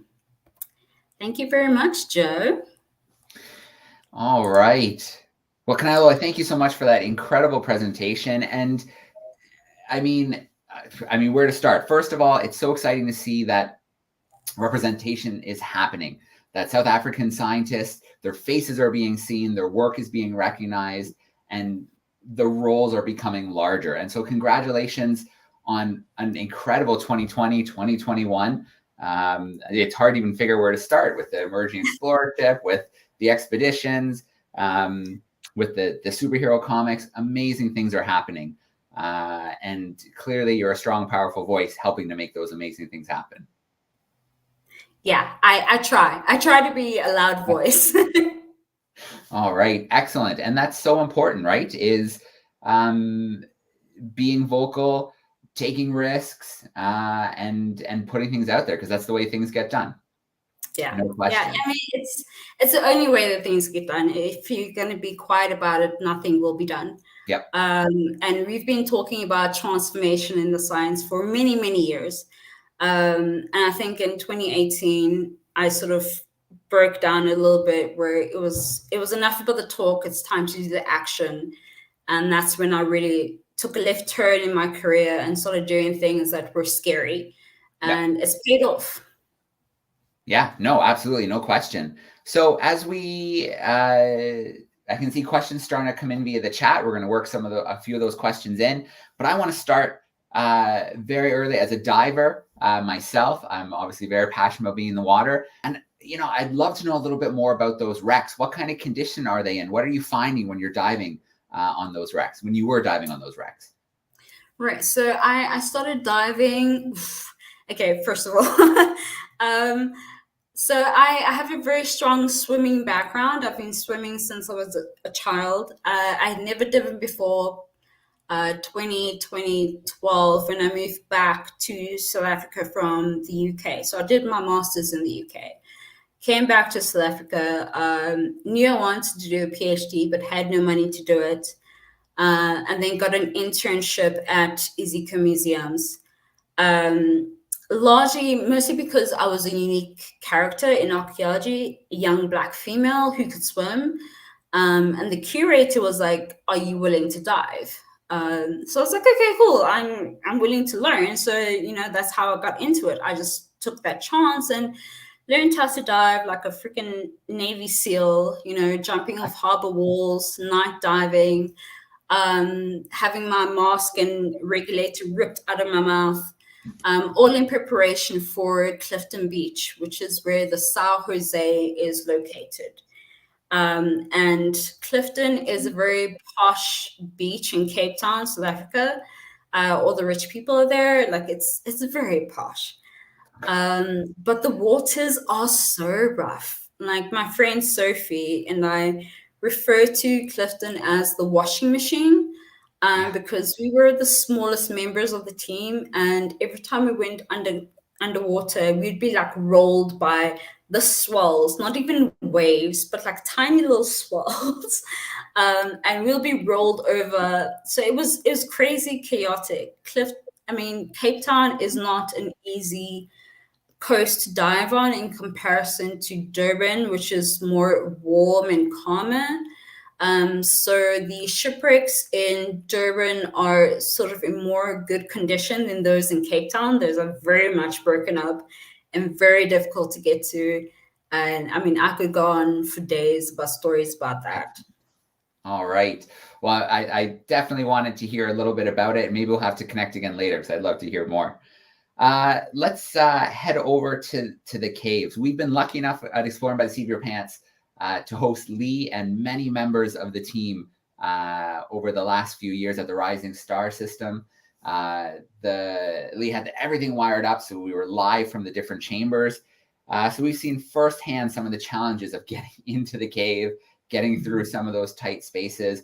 I know at one point it's something like a 7-inch kind of slot that you have to get through. You didn't expect to kind of your career to take this turn. What was it like getting into those cave systems for the first time? Were you afraid? I mean, what was it like? I was terrified. I will tell you this. I was terrified. I mean, what led me to joining the expedition, the second expedition in 2018, I was a PhD student at the time, third year. And this was a time where I was supposed to be writing up my thesis. And like any good PhD student, I was sort of over it. I wanted something different. I was procrastinating, so I joined the team. And I'd never been caving before, so this was my first experience being in a cave.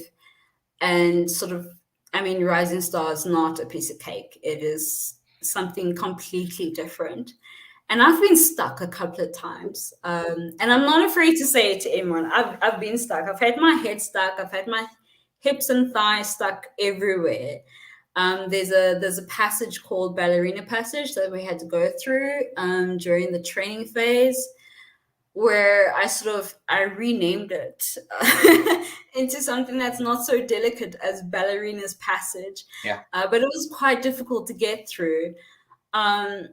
But the one thing that I really love about the Rising Star team, the exploration team at Rising Star, is that if you are stuck, there's always somebody there to keep you calm and to help you work your way through the difficulty. Yeah. And that's often just like taking a breath, going back, reassessing the situation, and then trying to get through again. Yeah. Oh, absolutely amazing. So we'll squeeze in one more question here. We saw that overhead picture. We saw the Rising Star. We saw the new kind of cave system with more space that you're working in right now. And so that area, I mean, is it accurate to say you're just scratching the surface? There's so many other cave kind of systems and openings in that area that, I mean, yourself and your fellow South African paleoanthropologists are going to be busy for a long time. Yeah, we're going to be busy for forever. If I could refer to UW105 with the work that we've been doing there, which you can catch on the Fossil Vault channel on YouTube, we really are just 1% of figuring out what's happening in that cave or the fossils that are coming around in and around that cave system, which is very different from Rising Star. So that's going to be like at least 20 years worth of work, right? Just on one cave system, one site. And like I said, the cradle is known to have at least 15 cradle sites, fossil sites. But in reality, there are over 200. So yeah, we're going to be very busy. Yeah, no question. Well, you and your colleagues, you are blazing a trail. You're incredibly inspirational for that next generation who might be thinking about, where do I want to take my career? What do I want to do next? What is seeing you themselves represented in those fields, I think is so important. So absolutely incredible work that you're doing. I do want to share a few links here. If people want to follow along, there's your Twitter and your Instagram link. And I'm so excited about the YouTube channel, the Fossil Vault. So I'm just sharing it there. It's probably trying to click that. It's too much. Just so searching the Fossil Vault on YouTube is probably the easiest way to track it down. Science communication is so important. Sharing the story, sharing in a way that's accessible to everybody, not just, scientific journals and articles that only a few are able to kind of decipher and gather knowledge from. So I think that's really exciting. And thank you for everything you're doing and spending some time with us here today. Thank you so much. And I can't wait for everyone that will join on our adventures. We're not so serious all the time. You will see in the Fossilville channel we goof around a little bit, as well as on Facebook, Daily Life of the Explorer. You'll see us goof around a little bit. And it's fun because, you know, it showcases that scientists are normal people as well. Yeah. Yeah. And I think that's what it was exciting with that story you shared about, you know, a cartoon kind of sparking that interest in archaeology for you. And that's something we really believe strongly here, Exploring by the Seat of Your Pants. It could be a book, a meeting, an inspirational educator. You never know what moment is going to kind of flick a switch for somebody and set them onto their career path, their passion. Yeah, it's lovely to see that in younger individuals, as you're talking to them, being a normal person, trying to also be scientific at the same time. Yeah. And to see the light bulb go off in their head, it's a magic moment. And you're like, oh my gosh, okay, my child. Amazing. Well, Kaneloa, thank you so much. It was a pleasure to host you today. Have a great rest of your weekend. Hopefully you can tune in a little bit more and see some of the other events coming up. Thank you, Joe. All right. Thank you. Okay. Well, another incredible event, but we're now going to leave the continent of Africa and we're going to head across the ocean and we're going to head to Costa Rica. I'm really excited for the next event we have coming up. We have a few events over the weekend that are taking place live from the field, a few of them with OSA Conservation, which is a nonprofit organization dedicated to protecting the globally significant biodiversity of the OSA Peninsula, of course, in Costa Rica. This remote corner harbors 2.5% of the biodiversity of the entire planet in an area less than 1,000% of its total surface area. This is one of the most biologically diverse hotspots on the planet. And so joining us live right now, we have Maria Jose Mata Quiros joining us. She is the Restoration and Rewilding Program Coordinator at OSA Conservation. She dedicates her time to conserving and restoring tropical forests.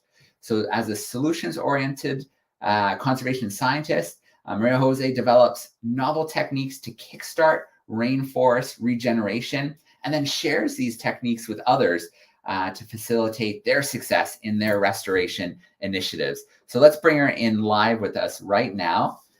Maria Jose, how are you doing today? Hi, Joe. I'm doing great. How are you? I'm good. I'm good. It's so good to see you. It's been a while. It's always great to see you in that nice green background. Yeah, you always see me like this, right? That's right. That's right. Listen, I'm going to let you take over for a little bit, and then we'll let those tuning in with us ask their questions. Perfect. Well, everyone who's watching, as Joe said, I'm Maria Jose Mata. I'm a biologist from Costa Rica. I studied at the University of Costa Rica, and I'm working with OSA Conservation. I've been working and living here for a couple of years now. I coordinate a restoration program and the botanical research more recently also. Today I'm here at the OSA Arboretum, which is a trail network of more than 20 kilometers. It goes through primary forest, secondary forest, mangroves. So you can imagine the kind of tree diversity that we can find. The objective of this arboretum is to showcase, to be a tool for engaging other people with this diversity from all around the world, but also, and more specifically, with the young people who live here in the OSA Peninsula. One of the very special parts of this arboretum is that we have tagged a lot of the trees that we can find in the trails. So you can go to the tags and see QR codes, and that leads you to a website, the osarboretum.org website that you can also visit. And this is very important because in the website, you can find more information about the species, and you can find pictures of flowers and fruits and details of the leaves. And that's not very easy to see right here. As you can see, the leaves are very high up. So it's a very good tool if you want to learn more. And we have also created this kind of interpretative signs So for that, what looking at relationship it holds with ants, and also the uses that humans have given to the species throughout history. I wanted to talk to you a little bit about the tree propagation that we do here with the Osa Arboretum, because that's one of our biggest challenges, and also one of the things we have gotten very good at with the years. Only last year we planted over 30,000 trees in the Osa Peninsula, and this year we're planning of planting twice as much. So on a typical Saturday morning, I will be walking on the Arboretum trails, collecting seeds. These are some of the seeds I found, and also a seedling, a guava seedling, like the big tree that you saw back there. We take this to our tree nursery, where we have a germination room, germination treatments if we have to, and once acclimation period, and then they wait for the next planting season, which here starts around May, right before the rains begin. When the seeds are ready, the seedlings, we take them to plastic bags filled with soil and river sand, and they look like this. I brought 3 of those seedlings so you can take a look at them. This is a copo de hondo tree. You can see the beautiful, colorful leaves. And I brought one of the most rare trees, honestly, that you are going to see in your life. This is a Pleodendron costarricense. Just a couple of years ago, there were only a few adult trees of this known in the world, and they were here in the Osa Peninsula or the South Pacific of Costa Rica. And through botanical expeditions, we have found a few more, and we have collected seeds and produced some seedlings, and now there's hundreds of trees planted around the Osa Peninsula. So it's a great example of what you can do, collecting seeds, doing propagation, sharing that information, and very interestingly, doing botanical expeditions. Can you imagine camping for a week in a place that looks like this? That's one of our most exciting part of our jobs. And definitely a lot of things that a lot of people have questions about. The objective that we have with this project and everything we do really in the restoration and the botanical program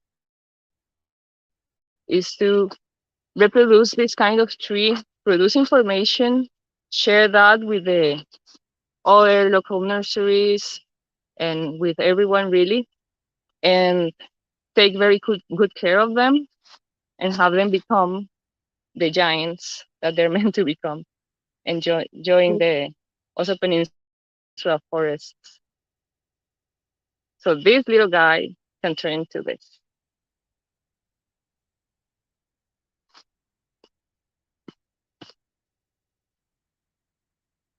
I don't know if you have any questions, Joe, from the little. All right. Oh, I lost you. Hey, can you Sorry, I still hear lost me? connection Maria? there. Can you hear me, Maria Jose? I can hear you now. Okay, Yeah, perfect. I hear you now. Excellent. Good. Well, look, you showed us that. Are you able to hear? Yeah, we gotcha. We saw you showed us that Good. seedling, and then you showed us that huge tree in the background. What is the space of time between the seedling to that massive forest giant? How much time does that take? Hundreds of years. Yeah. Hundreds. Yeah, they grow very slowly.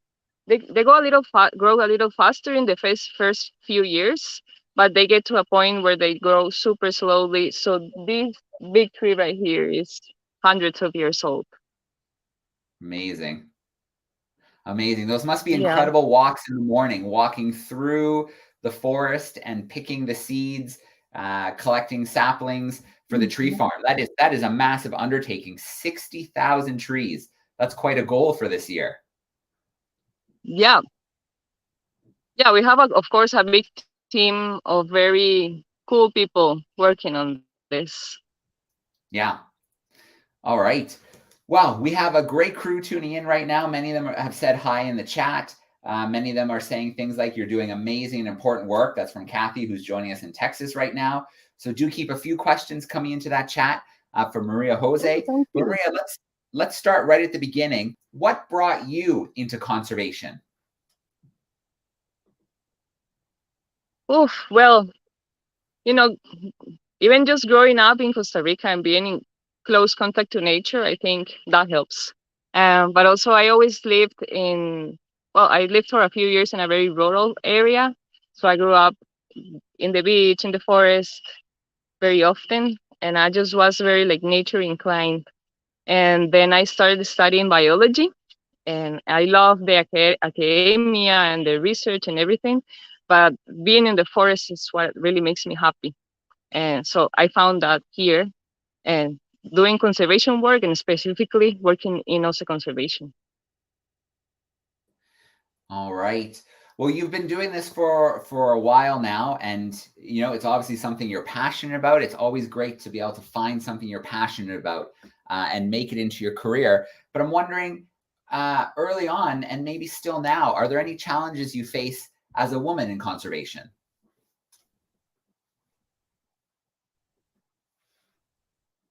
Of course, everyone knows that being a woman in science has its challenges.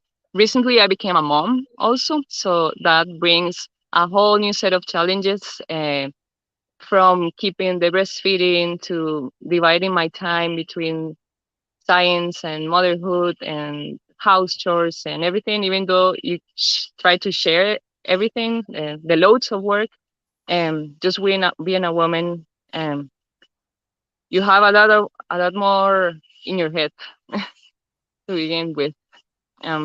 But also, I like to focus on opportunities, and being a mom and being a woman in science gives you a lot of a different mindset and a lot of more creativity, and it has made me more efficient on my work because I have less time also. All right. And so we have some questions coming in via the chat. Here's one from Sylvia. She is in Brazil. And so she's wondering, the seedlings, are they planted in a protected area or are they also planted on private property? That's a great question. Both. We do a little bit of planted in our properties and properties of the government, and yeah, in general protected areas. But we also do a lot of planting in private properties and cattle farms, in palm oil farms, and trying to get them to be more sustainable. Also, a lot of farm owners that want to turn their farms into forests. All sorts of scenarios we run into. All right. And so there's a follow-up question here. Do you map the position of where the plants have been planted? How do you kind of keep track of where you've placed different plants? Is there a system? Yes, we take GPS points of most of the things that we plant, especially the rare and threatened trees, because we give more time and energy to those. Because we have very ambitious reforestation goals.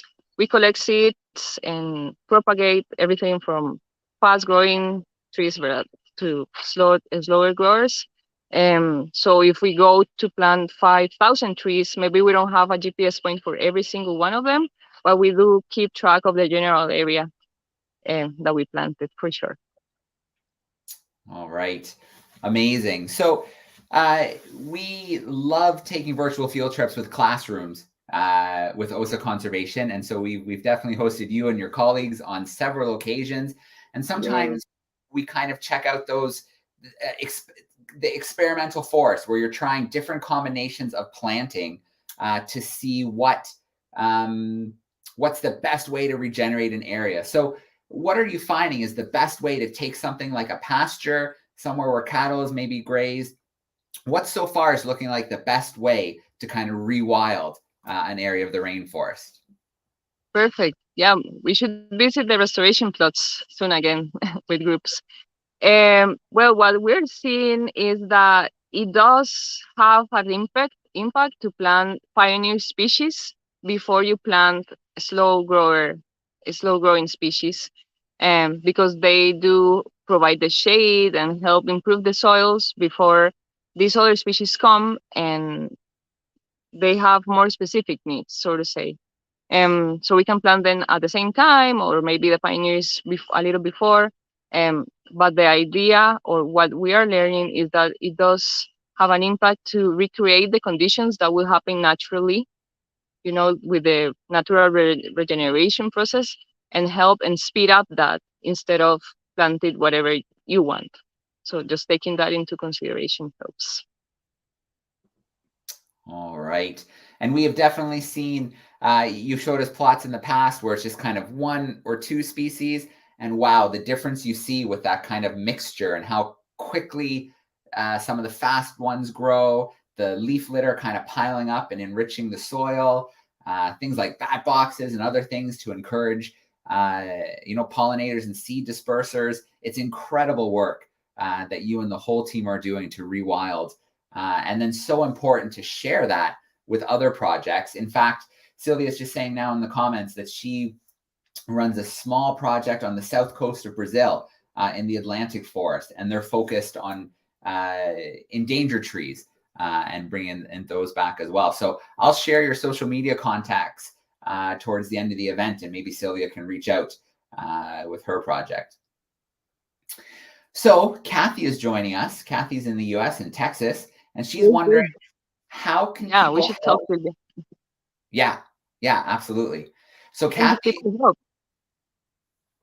sorry, I think we have a small delay. What were we saying, Maria Jose? No, I was just checking if I understood correctly. Yeah. I'll share your contacts, and maybe Sylvia can reach out to share her project.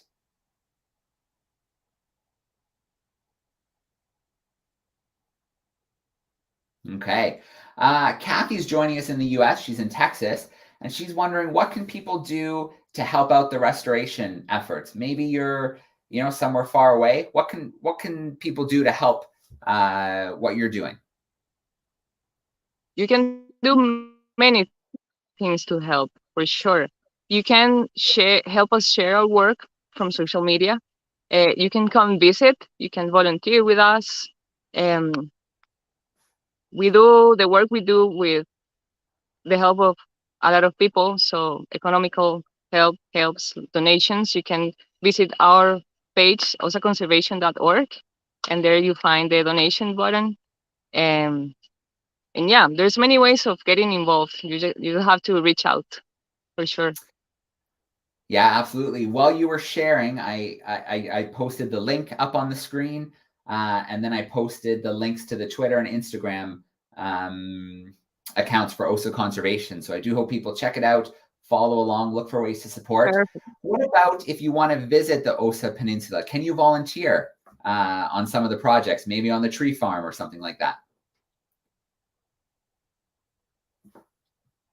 Yeah, you can come and you can volunteer in all of the projects, from sea turtles to wildlife monitoring, reforestation, botanical, in the farm.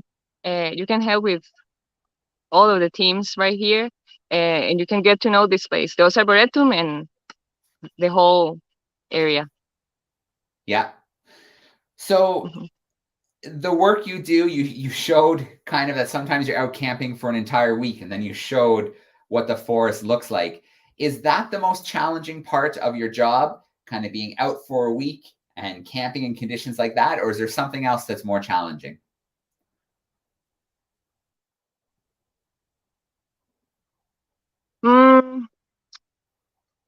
I think sometimes trying to find areas to convert back into forest can be more challenging. Because when you go to expeditions, you have a group of like-minded people going into an adventure, and so it's difficult, of course, and it has a lot of logistical details. but it's also fun and exciting. But when you have to work with mindsets that are not the same, and you have to convince people to conserve and to restore, that for me, at least, is more difficult. Yeah. So is that a big part of the work then? Is it, do people come to you sometimes and say, hey, can you help rewild our land? Or do you find most of the time you're approaching people in the community and offering to do it?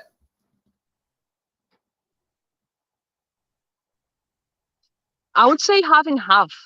People in the Osa Peninsula already has a lot of conservation mindset. So I get calls like, hey, come visit my farm. We want to plant some trees. Can we work together? And that usually happens. But then also, since we're trying to focus on biological corridors, we sometimes have to knock on doors and try to get more lands, more farms on the project. Because we have big ambitions, right? Planting 120,000 trees, and yeah, it's a lot of work. Yeah, but we have no a great question. team working on that.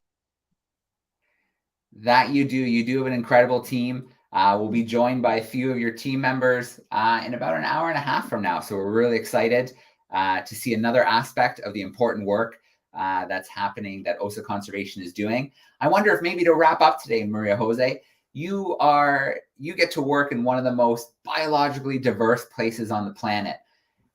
I know that you can only scratch the surface of the biodiversity for us right now, but can you tell us about some of the life that you get to see when you're out and you're working, some of the wildlife?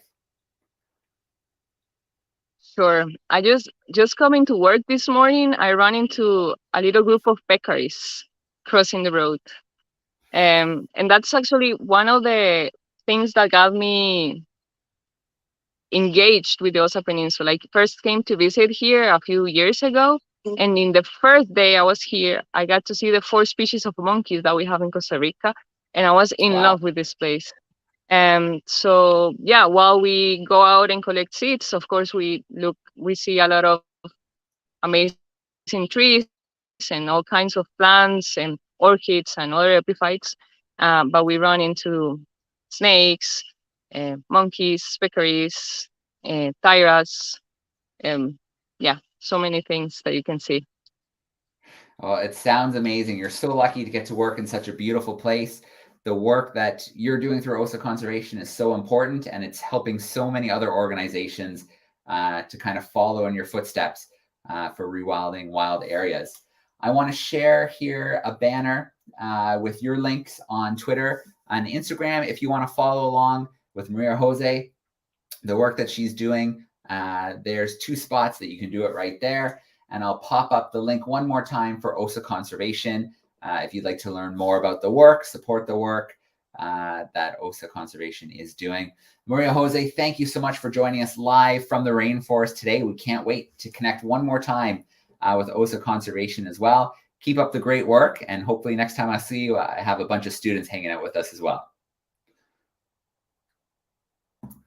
Yes, amazing. Thank you, Joe, and thanks everyone who's watching. And yeah, don't hesitate to reach out. All right, amazing. Maria Jose, thank you to you. Thank you for the team that's helping you out today. And yeah, we're looking forward to one more trip to the OSA before the festival ends. We'll see you later. Thank you. Yeah, bye. All right. So from Costa Rica, I did mention that we get to do lots of classroom events live from the OSA Conservation. In fact, through Exploring by the Seat of Your Pants, I've got a little clip queued up that I want to share with you before we jump and meet our next speaker. So we've been able to visit all kinds of sites, from hanging up in the tree canopy to exploring some of those rewilding areas. And not too long ago, we were doing one from one of the restoration sites. And a real clear example of how the restoration is working is we had some surprise visitors while we were doing the event. So I'm joined by Andy Whitworth in this clip. I want to share it with you now just to show you how unexpected things can happen on our live classroom events. So let's take a look at this little clip here. So what we're really interested in here is how we rebuild an ecosystem. So that's the idea of thinking about the animals and the wildlife and how we can kickstart the process. Because a tropical rainforest, Joe, it's a really complex system, right? With interactions between animals. Oh, there's a capuchin running around on the ground. Can you guys see the capuchin? We'll go over and we'll see the capuchins. We got to take this opportunity. So look at that. Can you see him, Joe? Not. Oh, yeah, up in the tree. Yeah, very cool. Yeah. Well, look right in front of us now. Just a couple of meters off the ground. There's a white-faced capuchin. Can you see him? Yes. Oh, yeah, going up the tree. Oh, wow. Another one hopping up. Very cool. Uh-huh.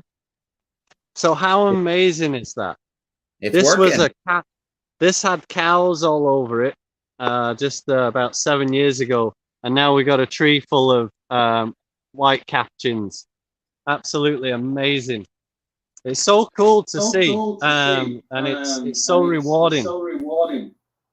All right. So that's just, I mean, that plot of land was cattle pasture 7 years ago. You can see how effective the rewilding is. So do visit Osa Conservation and support the incredible work that they are doing.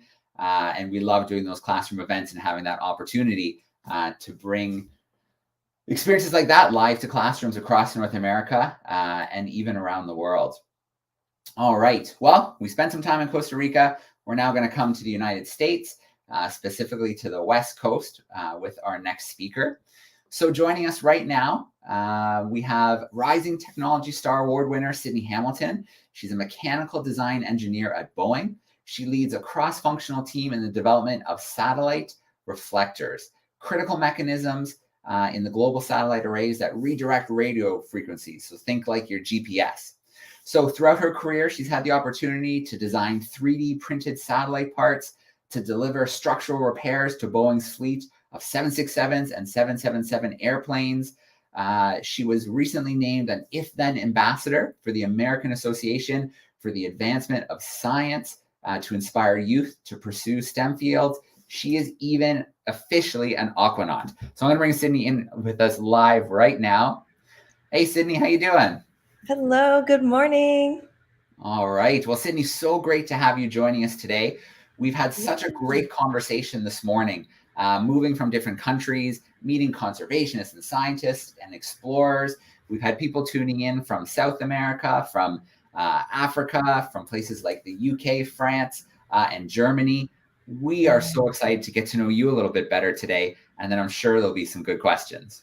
I love it. Blazing trails around the world.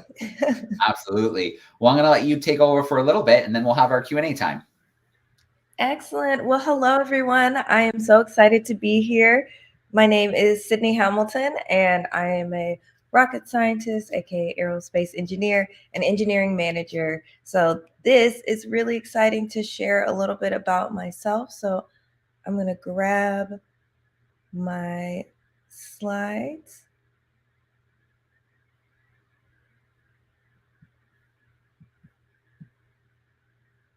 And go full screen here. All right. And you can see my screen okay? I'm going to take that as silence as a yes. Oh, yeah. Yeah, it looks great, Sydney. You might even just want to hit that little hide down at the bottom just to make the screen sharing icon disappear. Let's see if I can get that. Ooh.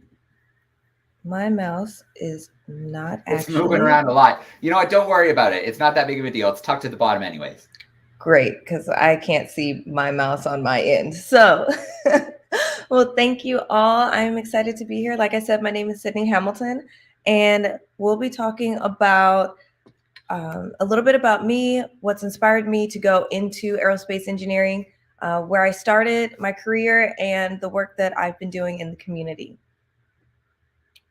So in between, I'm going to give you all some of the phrases and mantras and quotes that I say anytime that I have to remind myself to get grounded. So still I rise. It's always good to always know that you can always get back up. So anytime you fall, just remember, still I rise. And I love that poem by Maya Angelou. So a little bit about me. I was born in Nashville, Tennessee, raised in Plano, Texas. I just don't have the accent to show. I love volunteering and giving back to the community. I graduated from Spelman College, which you'll see the picture. The picture's all on the right-hand side. I graduated from Spelman College with my mathematics degree in pure math, and University of Michigan, I graduated with my aerospace engineering degree. And you'll also see this beautiful building. And I studied abroad in Xiamen, China. So that is the college campus that I was at, and it was equally as gorgeous in person. Fun facts about me: I love to salsa dance. I have my motorcycle license, but no motorcycle. And I'm a scuba diver. As we mentioned, I did get to go live underwater for 24 hours, making me an aquanaut, which was incredible. And we'll talk more about that later. I've worked on the space side, working on 3D printed parts and satellite parts. And then I've also worked on the first mechanical folding wingtip, which you'll also see a picture of. So that's a little bit about me. So because of them, we can. I'd like to give a special shout out to my biggest supporters, which would be my family. I have one sister, a niece, and nephew, and my wonderful parents. I could not have done as much as I've been able to do without their support. And so slide dedicated to them, just a little, to know a little bit more about me and how I've been supported and how important it is to have that support group, whether it's your family, your friends, people that are in your network. That's so essential to, at least it's been essential to my success. I never lose. I either win or I learn. This is a great way to reframe failure. Rather than looking at things as a failure, I look at things as, what did I learn from it? It's not a failure if I've learned from it, because you learn so much more from a failure than you do a success. When you do something right, you just move on. But when it doesn't go quite how you imagine, you oftentimes reflect and you learn. And so you can not only help yourself in the future, but help others. So someone who inspired me was Wilma Rudolph. She was also born in Nashville, Tennessee. She caught polio at the age of 4 years old and was told that she would never walk again. And she had many, many attempts to try to walk. And I'm sure there were times that she felt like she failed and that there was nothing else that she could do and was ready to give up. And she talks about it in many of her books.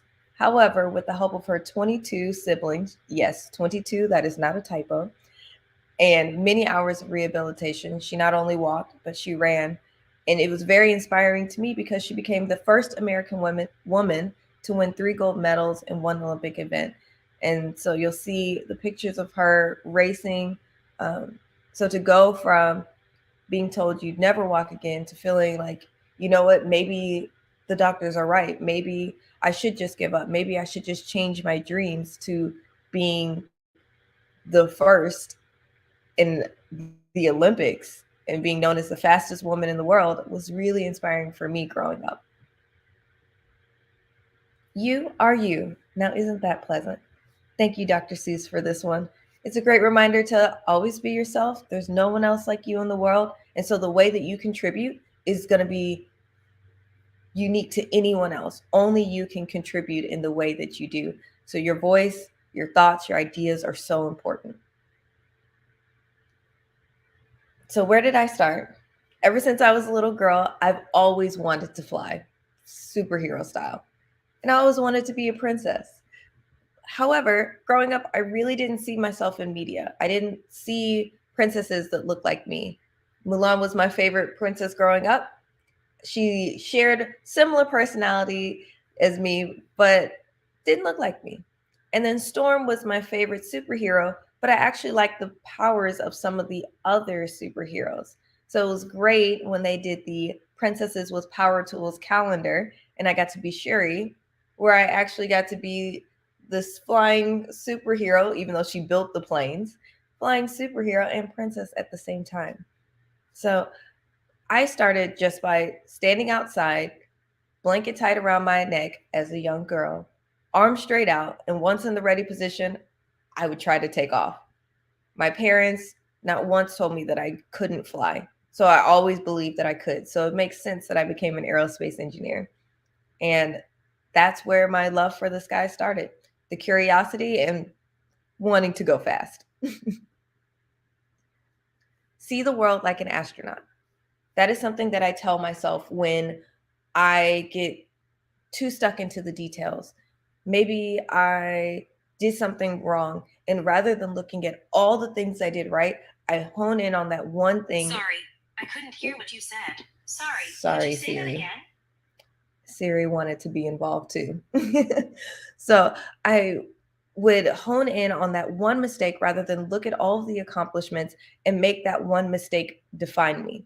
But when I think about what's happening in the world and how astronauts are in space looking back at the world, they're probably not thinking about the burnt toast. They're probably not thinking about the typo they made in that email. They're looking at it from a big picture. How am I impacting the whole world? How am I making a change? How am I making a difference? And so this is a reminder to see the big picture. Don't get stuck into certain details that might get you on this rabbit trail that you don't need to be on, but instead take a step back and say, okay, what are the things I've done well and how am I contributing? So my career journey, we talked about college. I started off in BCA, which is Boeing Commercial Aircrafts, working on several different wide body planes, which are the ones that are usually going international, or as you can see, the FedEx plane, probably doing a lot of your FedEx and Amazon deliveries. I then went on to service engineering. So we'll go up, where I did airplane repairs. So oftentimes when you're on the tarmac and on the plane and they're saying, oh, we're trying to get this fixed, we're calling someone, they were probably calling me. And we got to fly all over the world to fix aircrafts, which was really, really fun, especially since I was usually one of the smaller ones and could kind of crawl in between some of the spaces to get the pictures to see what's going on. Then I worked as a mechanical systems engineer, developing 3D printed parts for satellites. And we can actually 3D print in aerospace grade levels. So that is amazing. From there, I became the responsible engineering authority, where I worked on satellite reflectors, as we talked about before. And you'll see a picture of the reflector lab that I worked in. And now I am a manager, engineering manager, for managing most of the projects that I've already worked on. So it's a really perfect fit. And here's some of my pictures. We had a day where we decided to dress up like engineers. This is not how we dress day to day, but we thought it would be funny to take a picture with all of us dressed as what people think engineers dress like. You'll see some pocket protectors in there, briefcases. So we have a really fun team. I'm holding 3D printed parts in my hand above and the left. On the right-hand side, that's me on an airplane repair, working out in the tarmac. It's hard to see, but if you look at the airplane with the lift, you'll see a small little hand being raised, and that's me working on a lightning strike repair. And it just happened to be at the top of the empennage being the tail of the airplane. And then bottom is me on site with some satellites in the background. Be the change you wish to see in the world. This is a really great example of where I feel like a lot of representation matters. Like this festival, Women Blazing Trails, is so important because we have to be able to see ourselves. And if we can be seen, people relate to so many different things. I've had people relate to moles, like, oh, I have a mole in the same place, especially children. Oh, your eyes are the same color as mine. Oh, you like the color purple too. And so you just don't know what you're going to relate to. So all of us and all of our voices are so important when we want to see a change. So be the change you wish to see in the world is a big one for me. We talked about this too. I became a AAAS If Then Ambassador, the American Association for the Advancement of Science If Then Ambassador.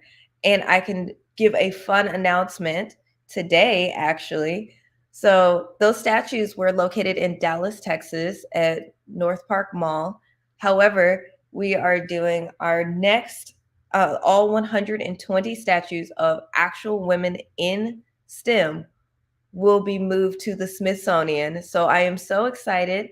I will be out there on March 4th weekend. So if you are in the DC area, I highly recommend going to visit and see all of our statues. These are some of the incredible women that I've had the opportunity to work with. So intelligent, so smart, and it's going to be a really great time because you'll get to meet a lot more of the ambassadors. I've been on CBS Mission Unstoppable. On the left-hand corner, you'll see the hang glider in the background. I was teaching the concepts of flight. In the middle, Dramatic Results, that's the nonprofit that I am the president of. And you'll see in my hand, that was our Marie Claire photo shoot to really help more people see STEM in a place that we know a lot of women are looking. The boat is a cardboard boat where there are young girls and boys working in a competition to make a boat out of cardboard and duct tape. And yes, they do get in the water behind us. And yes, it is hilarious to watch them race in these boats. Not all of the boats make it all the way around the buoy, but they really make a great effort. And then I recently had the opportunity to go in the Zero-G plane, aka the Vomit Comet. And that episode of CBS Mission Unstoppable will be coming up soon. More details to come. And then the Aquanaut experience. You'll see in the bottom right-hand corner, the water did not have a lot of clarity, but I promise that is me in scuba gear underwater. I got to go with some incredible women, Sam Porter, Dr. Sam Porter, Adele Luda, and myself. And we stayed underwater. As you can see in the middle, there was a pizza delivery underwater. Yes, we managed to make that happen. In the picture with the three of us in the top right-hand corner, you'll see us with water bottles. There was a water bottle underwater that was already there, and then a water bottle that we took from above water and brought underwater, and looked at how being 22 feet underwater compressed the air in the empty water bottle. So it was a really cool little science experiment. And then this is the underwater habitat. It's a little hard to see, but we did go around and 3D scan, as digital archaeologist Dr. Porter so graciously did. We helped her 3D scan the entire facility that we stayed in. You'll see the kitchen with the red seats on the right, and in the middle is the moon pool, which is how we got in and out, because you had to swim under the habitat and pop up, just like the gentleman with the pizza. And then in the left are our bunk beds. There's one on the bottom, one on the top, and those are the rooms that we stayed in. So you don't have to have it all figured out today. You don't have to have it all figured out today. Life's a journey, not a sprint. Enjoy every moment. So that's the message that I'd like everyone to take away. I've done a lot of fun things, but really it's been an entire journey. Lots of support from friends, family, and so many others. And really, I just try to take it day by day and enjoy. So that is a little about me. Oh, so now I can hide it. All right. Well, Cindy, thank you so much for that great presentation, an inspirational presentation with the use of those quotes. And, you know, it is so important to have a supportive group behind you, whether it's family, whether it's friends, people who, instead of telling you no or why, it's more why not? Why not? Right? You can do this. You should do this. I can only imagine having that support was so instrumental to the successes you've had so far and continue to have. Absolutely. All right. Excellent. Absolutely. Well, we'll take some questions from the live chat, but to get us started, you know, you mentioned 3D printing of parts. And so I'm wondering, you know, obviously this is a relatively new technology being used more and more to 3D print different components for things like satellites and everyday things that we use. What are some of the advantages of 3D printing? And I wonder if there's some disadvantages to it as well. Excellent question. I'm going to take you all on a journey with me while I go grab my 3D printed part and answer that question. We'll see how good at multitasking I am. All right, perfect. So, really, I think there are a ton of advantages when it comes to 3D printing because, especially when you're talking about space, weight is so important. The more, I think it costs around $120,000 per pound when you look at weight and sending it to space. So the lighter you can make something, the better. It's faster.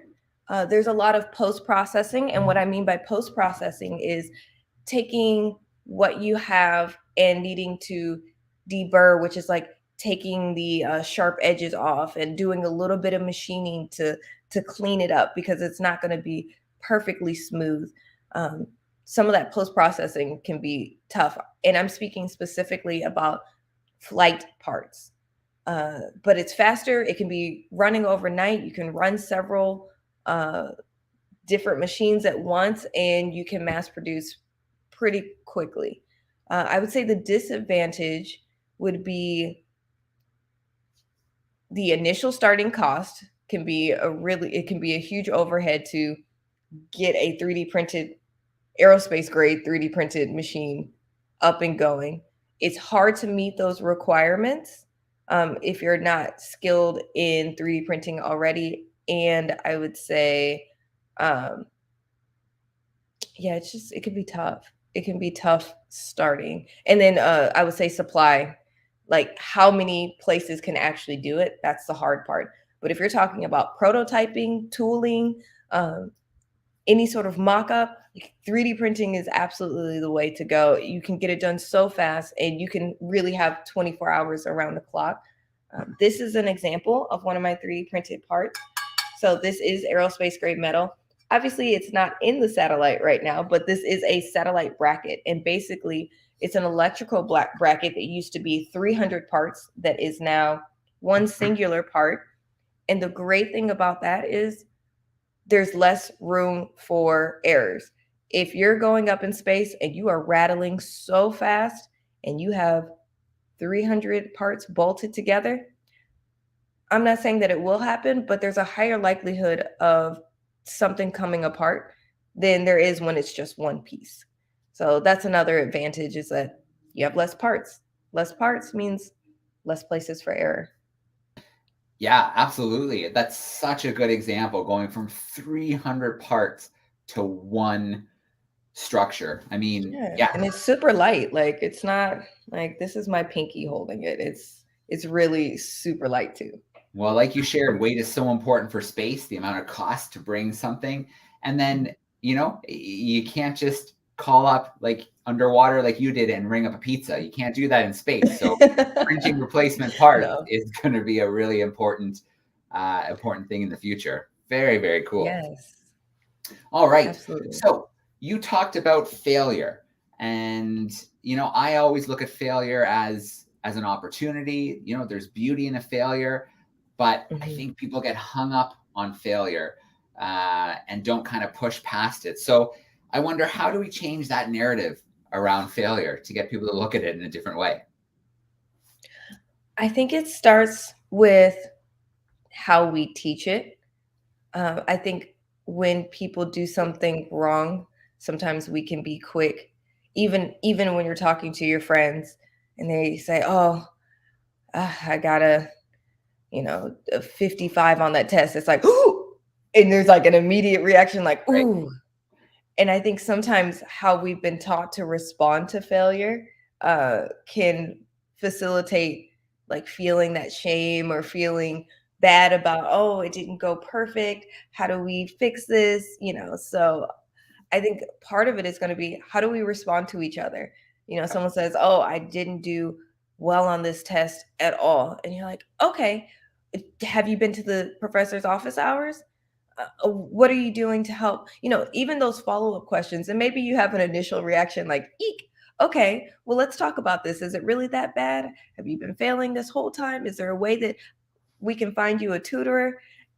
And I think finding a more supportive way to help each other when we haven't been as successful, and teaching how to support someone who hasn't done well and helping them get to, okay, so I did learn from this. I learned that I shouldn't wait until 10 hours before the test to start studying. All right, what are you going to do differently next time so this doesn't happen? So I think that's one way we can help each other reframe how we look at failure. It's just our reaction. Yeah, absolutely. And, as a rocket scientist, as an engineer, I'm sure you can attest that failure is it's just part of the job. But those failures lead to improvements, lead to fixes, lead to, you want those failures nice and early and down, say on Earth, then, Exactly. And fail fast, fail while we're on Earth, right? I'd much rather someone fail and then tell me, and I tell my team this all the time, if you fail, let me know so I can help you. But if you fail and you don't let me know, that's when I'm upset, because that is at risk of people's lives. This is a lot of money. This is, you don't know what could happen. I mean, if there's a failure, especially in space, and let's say there's an explosion, those bits and pieces will hit other satellites. So it'll be I think we all saw Sandra Bullock. Gravity. Gravity. Thank you. Yeah. How one little thing hit one thing, and debris spread everywhere, and it became catastrophic. And so you have to be so careful. Sure. And embrace those failures so that we can improve. Yeah, absolutely. So you mentioned one of your inspirations growing up was Wilma Rudolph. And I mean, you can clearly see why an amazing athlete, broke so many barriers, overcame so much. I wonder about science inspirations. Was there somebody in the science world who really inspired you as you were kind of thinking about a career in aerospace or engineering? So I would say that's always been a really challenging question for me. There were definitely people that I thought were incredible once I became an adult. But as a little kid, I didn't often feel like I saw a lot of women in space, and especially not Black women in space, or even as pilots or anything in the aerospace field. So I often found it hard to connect. However, my dad would always say, oh, that's my little engineer, if I was taking a clock apart and put it back together, even if there was 50 screws left out. And I'm like, I did it. He's like, that's my little engineer. And he would really encourage me. And my mom would do science experiments with me. So I do think a lot of my inspiration also came within the household of just, while I may not have seen a reflection of me in what was happening around me, and I may not have been exposed to it either. That's a big aspect of it too, is that it might have been right next door, but I had no idea. Yeah. But my family made sure to expose me within the household, so it became very normal. Yeah, amazing. Well, we were just talking at Kaneloe in South Africa shortly before you, paleoanthropologist. In the rainforest. And we were in the rainforest with Maria Jose. And I think that's changing a lot, and which is really exciting. Yes. Women like yourself who are now front and center, being recognized, stories being shared, on TV, in graphic novels, in comics, getting into classrooms. I think that's so exciting right now to see that representation increasing. And I really hope, this generation sees that more and realizes, yeah, absolutely, I can do that, right? That's the whole thing behind the If Then ambassadors. Exactly. And I think it's more accessible because more people are realizing, hey, and I'm one of them. I was doing a lot of community service on a quiet scale. I was uncomfortable with posting. I'm like, well, I don't need to brag about this. I don't need to post. And it wasn't until the ambassadorship that they're like, do you understand that if you post, people can see, and more people can be reached, and more people can be helped? It's not necessarily about you. It's about helping other people. And so that was a really great lesson to learn.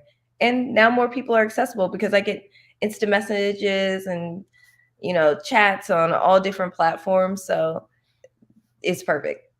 Yeah, absolutely. Amazing. Well, congratulations on heading to the Smithsonian. That's pretty cool. Yeah, I'm so excited. Yeah, that's going to be pretty amazing to be able to see that there. I do want to share you were just speaking of connectivity. So let me share here your Twitter link, your handle on Twitter and Instagram. If you do want to follow along Sydney's adventures, you can follow along there. And then I should share the link as well. If you want to check out some of the other amazing IFN ambassadors, you can check out the link there and you can see the entire crew, including your 2 colleagues who became Aquanauts with you. Then actually Adele will be joining us tomorrow night. She'll kind of wrap things up. She'll be our last speaker tomorrow night. So very cool. Excellent. Don't miss it. Well, Sydney, thank you so much for being with us today. Thank you for sharing your story. And, important things with us, like failure is important, fail fast. And the technology is just getting so exciting. I'm still thinking of that 300 parts down to that one lightweight, solid, dependable piece. It's amazing. Exactly. I can't wait for 3D printing to continue to advance. All right. Well, Sydney, thank you so much for joining us this weekend. Have a great rest of the weekend. And I have no doubt that we'll be seeing you again soon. Thank you. Thank you for having me. All right. Thank you, Sydney. Bye.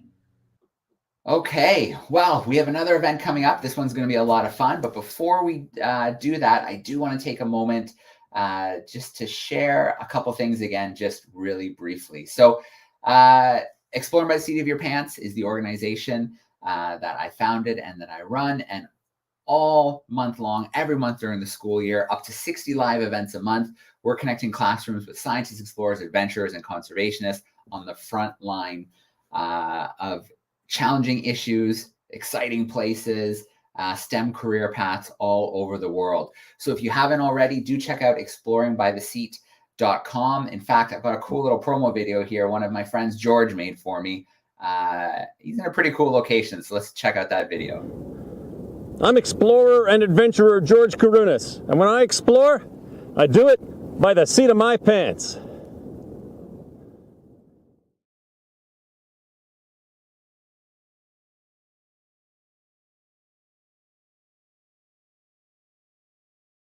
So I know that may have looked a little bit like green screen, but I assure you that was not.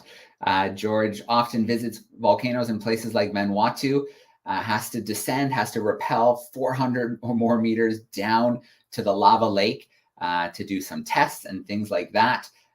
In his heat suit, kind of looks almost like a bit of a baked potato, but he was able to fill that amazing promo for us from down there at the bottom, which was pretty awesome. So let us get to our next speaker and another exciting experience. We have gone from the rainforest, we've gone from South Africa, we've gone from Kenya, and now we're going to head back to the ocean, which, as a diver myself, is one of my favorite places to be. Joining us right now, we have Dr. Erica Woolsey joining us. She is a marine biologist, ocean educator, and National Geographic explorer. She's conducted most of her research on the Great Barrier Reef in Australia, where she investigated how warming oceans are impacting coral reefs, specifically how it's hindering survival, so development of young coral after mass spawning. Most recently, she is the CEO of the Hydrus, a nonprofit that combines science, design, and technologies such as virtual reality and photogrammetry for ocean education. I'm going to bring her in live right now. Hey, Erica, how you doing? Hi, Joe. Great to be here. All right. Well, it is great to see you. As always, we're thrilled to have you joining us. And after we get to know you a little bit better, I think we're going to dive into your world a little bit, which should be a lot of fun. That sounds great. I love taking people diving. All right. Excellent. Well, those tuning in right now, if you're on something like a desktop or a laptop, make sure you have something like a tablet or your mobile phone handy, because Erica's going to share a QR code. You can scan that right with your device, and then you can interact with the little virtual dive that we're going to do. Erica, I'm going to let you take over for a little bit now. Awesome. Thanks so much, Joe. And when you have your tablet or smartphone, make sure that the YouTube app is installed as well. So I'd love to tell you a little bit about, before we go on this virtual dive, I want to tell you a little bit about just different ways that I get to share the ocean, because sharing the ocean is my favorite thing, and it's just too good not to share. And I get to do that with an amazing array of projects with my organization, the Hydrus, and an incredible group of people. So I'm hoping that in addition to the virtual dive I'll take you on, I might provide you some other resources to both dive in and also share it with others. So this organization that I run is called the Hydrus, and our mission is to create what we like to call open access oceans so that all people can explore, understand, and engage with marine environments that are severely threatened by factors like climate change and direct impacts like overfishing and marine pollution. And it's just an organization that seeks to translate scientific discovery in our ocean into public understanding and inspiration and action. And so one of the things that we first became known for are these beautiful 3D models of corals collected around the world by my incredible co-founders and team through our pre-COVID expeditions. And these 3D models are free to view and download. And what's amazing is we've had a lot of scientists use these models for different work, because these 3D digital models are data rich with things like volume and surface area. We also use them for education ourselves, but they're available to educators around the world who, especially if they have access to 3D printers, can share it with their learners. And we also have artists that are really interested in these models. So we've seen great examples of them being used in art exhibits and in different types of digital art. So check them out on our website. You can click and spin them around because they have 3 dimensions, and you can also download and think about ways that you might use them in your work. And this work has led us to really wonderful partnerships, including with the Smithsonian. The Digitization Program Office there does some incredible stuff of 3D scanning and digitizing specimen collections at the National Museum of Natural History. And we had the incredible honor to work with them to help curate these models and make more than 100 specimens, which are usually just in drawers and on shelves and out of reach to most people, available open access. So definitely check that out. And then that partnership led to another great tool, using a type of technology called augmented reality, or AR. So you might know examples of AR through things like Pokemon Go or different filters on social media. So what we're seeing here is this girl is holding up a tablet, and through the tablet, she can see a coral reef in her living room and interact with it in different ways. And so the Smithsonian Digitization Program Office, the Hydrus, and Adobe worked together to create an augmented reality experience. Check out our website in the Dive from Home tab, and you can go diving yourself and bring a coral reef based on real life models into your living room. And the whole experience is narrated by the incredible Danny Washington, who I'll talk more about later because we get to do some really cool stuff together. And when it comes to immersive interactive media, we also are really interested in 360 degrees, so you can feel immersed. And we can use tools like a smartphone and an affordable cardboard viewer to have an immersive experience. This photosphere that the Hydrus collected in the Maldives after a mass bleaching event has been viewed millions of times and is a really cool tool of sort of teleporting to different places and feeling like you're there, because when you turn your head in the experience, the world turns with you. And a lot of this is synthesized in our new project that I'm really excited about. It came from original funding by the National Geographic Education, and it's a ocean kit that is suitable for classrooms or museums or even for home use, that basically has all these great tools that combine 3D printing as well as 360 viewing. There's a little viewer in there that looks like a dive mask. and then a bunch of fun, hands-on, learner-led activities. So again, check out our website. There are a lot of different ways you can connect to the ocean and share it with others. And when it comes to 360, we've also used some incredible technology, including this really special camera back in 2018. Our incredible cameraman, Rick Miskiv there, is handling a camera called the Virtual 2, which basically has 13 cameras mounted in an underwater housing. And it captured 51 gigabytes per minute. And we were able to stitch them together with our incredible team of producers and directors and turn it into a 360-degree dive of the coral reefs of Palau. So here I am diving with a manta ray. Note that my hands are respectfully kept to myself because I love to give wildlife underwater the space that they need to just go about their lives. And this 360 VR dive has won awards at different festivals.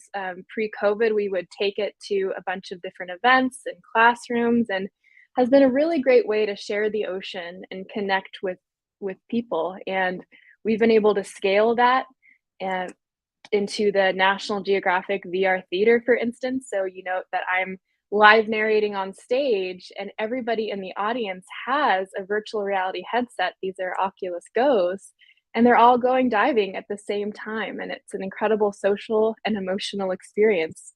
And you can view this content on YouTube. It has over 1 million views now on the National Geographic YouTube channel, and it's interactive. You can view it just on your desktop, as well as with different devices like the cardboard viewer, or if you have access to a higher end headset like Meta Quest 2, for instance, or an HTC Vive, those are also great ways to access it. And to add on to what my team and I get to do is we're also creating new virtual reality experiences that are interactive. So next month, we're going to have the free to view experience called Explore available on the Meta Quest 2, where you can actually use your hand controllers to interact and become a scientist, to tag manta rays, monitor ocean temperature from outer space, and even conduct biodiversity surveys underwater. So it's really exciting what these technological tools can help us do, and also train us to become marine biologists. So before we go into the dive, I want to talk a little bit more about the cool stuff I get to do with really cool people. Maria Soleil Bianco, Danny Washington, and I run a podcast called 21st Century Mermaids that Danny hosts, and it's all about women in ocean science and conservation. So we had 6 mermaid guests for season 1, and they're all incredible women with incredible stories. Definitely have a listen, learn about all these different ways women around the world are making a difference in ocean health. We're just starting to launch season 2, so stay tuned. And this project, 21st Century Mermaids, as well as other stuff we do at the Hydrus, is associated with the current United Nations Decade of Ocean Science, which started last year and goes till 2030. The tagline is "The science we need for the ocean we want." So it's a global effort of many different organizations to really approach ocean science in a thoughtful and organized way. And the Hydrus, our program is called the Decade of Ocean Empathy, because we're really interested in combining both evidence, so the science, with empathy, so the sort of human-centered, emotional connection aspect. And we're seeking to contribute to the United Nations Decade Outcome number 6, which is an accessible ocean, which I think works really well with our motto of open access oceans, and Outcome 7, which is an inspiring and engaging ocean, which again ties back to that really important message of how we connect to the ocean and each other. So in order to share the ocean, I need an incredible group of partners, including from these incredible organizations. And I feel just very lucky to do the work that I do. So now I'd love to take you on a virtual dive, and you can do that in a number of ways. Like Joe said in the beginning, if you happen to have a smart device like a tablet or a phone, get out your camera. I'm going to show you a QR code that you can capture. And you don't need a cardboard viewer. You can move your phone or tablet around like this, and the whole experience will move with it, assuming your phone or tablet has a gyroscope, or you can drag with your finger. You can also find the experience on the National Geographic YouTube channel. It's also on the Hydrus website if you somehow missed the QR code. And I'll be showing a two-dimensional version of the 360 video as well. So if you're ready, here's the QR code. Take out your device and capture it, and go to the YouTube app. And you may want to adjust the quality. So if you go to the settings, you can make sure that it's high quality because it's originally 4K video. So it should look nice and crisp and clear. You can also make it full screen. And if you happen to have a cardboard viewer, you can select the cardboard icon so that it will turn into a split view, and you can turn your phone sideways and insert it into the viewer for a fully immersive experience. So if you are currently diving, I recommend muting me and muting this show for just a few minutes while you go on a virtual dive. But I'm going to also show the video. It's about 9 minutes, so that those of you who don't have these devices can follow along as well. So I'm going to just swap right out of that and share. Oh, I'm going to save it. Share Immerse. So enjoy. And I hope you can hear it.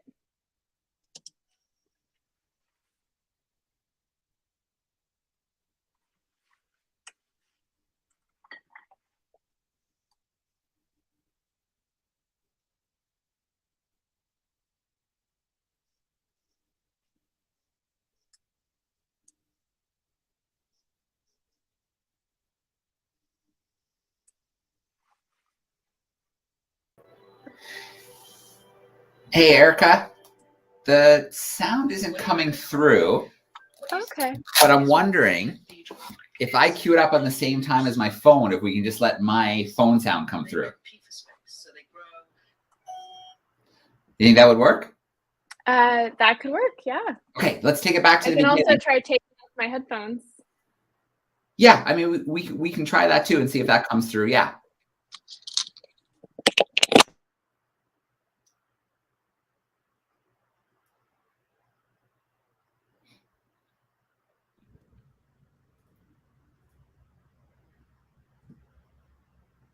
Diversity is the collection of life in all its shapes and forms.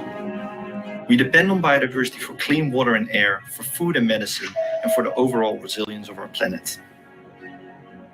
At the heart of all of this diversity in the ocean is one of the most amazing ecosystems on our planet, coral reefs.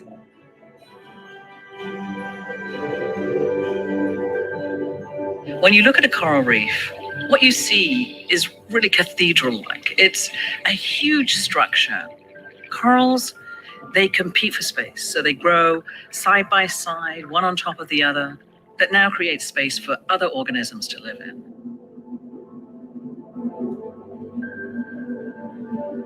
Sadly, biodiversity in our oceans is declining rapidly. We're losing species before we even discover them.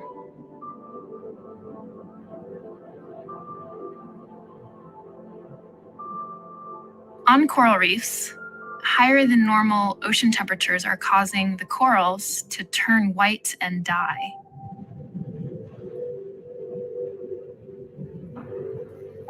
Sustained high temperatures stress out the coral animals enough to expel their symbionts, which are a type of specialized algae that live in the coral tissues and provide food for their coral host. When these algae are gone, you can see through the clear coral animals to their white calcium carbonate skeleton, hence the term bleaching. So the major threats to coral reefs are those associated with climate change. And so the responsibility to protect coral reefs is not limited to the people that live right beside them. We need to raise our voices for more sustainable practice and walk the talk when it comes to our individual choices regarding sustainability as consumers. Scientists have been carefully observing coral reefs for decades. These ongoing monitoring programs have measured dramatic declines. Living coral cover has decreased by about 50% in the last 50 years.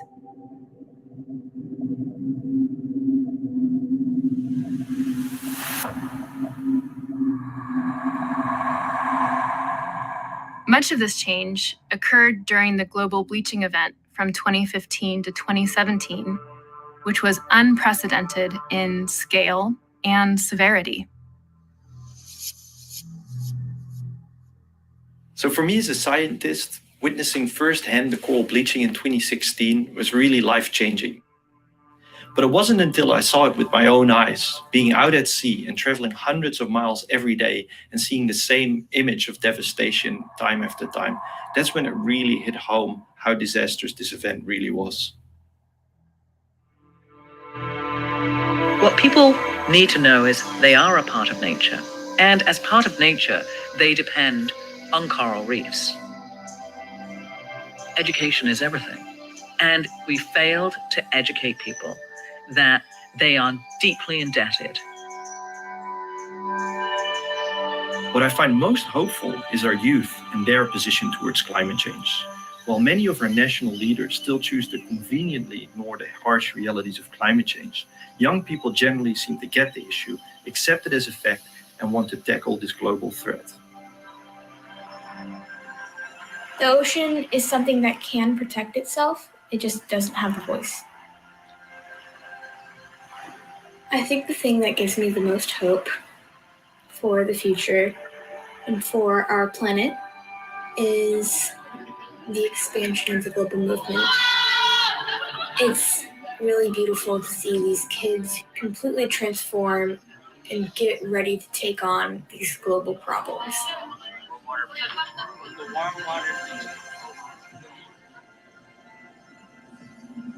Coral reefs are miraculous places.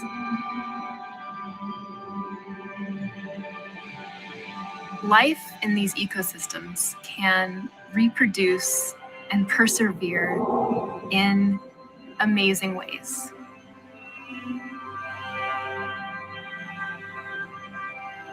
Corals can replenish themselves through mass spawning events each year when billions of gametes are released after sunset and around the full moon. The resulting larvae can drift with the water to settle and grow new corals on degraded reefs. There's tremendous healing power that's built into the genetics and to the evolution of coral reefs. And if we give them half a chance, they can recover. The ocean grants you that kind of magical feeling that the land cannot really offer you. If we take it in a romantic way, the ocean it's gonna remain my first love.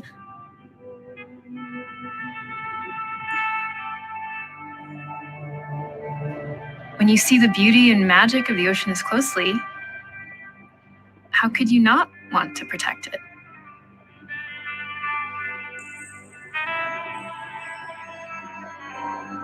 Well, I truly believe that the ocean doesn't divide us, that it's a way of connecting all of us. It's not too big a problem, and we can solve it. We've managed systems from the brink of extinction. We can do anything. We just have to allow ourselves to begin and get busy. You and I start today, that will make a difference. And if we talk to 10 other people who will start today, that will make a difference. We will and we can start a movement. There's so much magic on this blue planet. You just have to look for it and take people along with you. The ocean's too good not to share.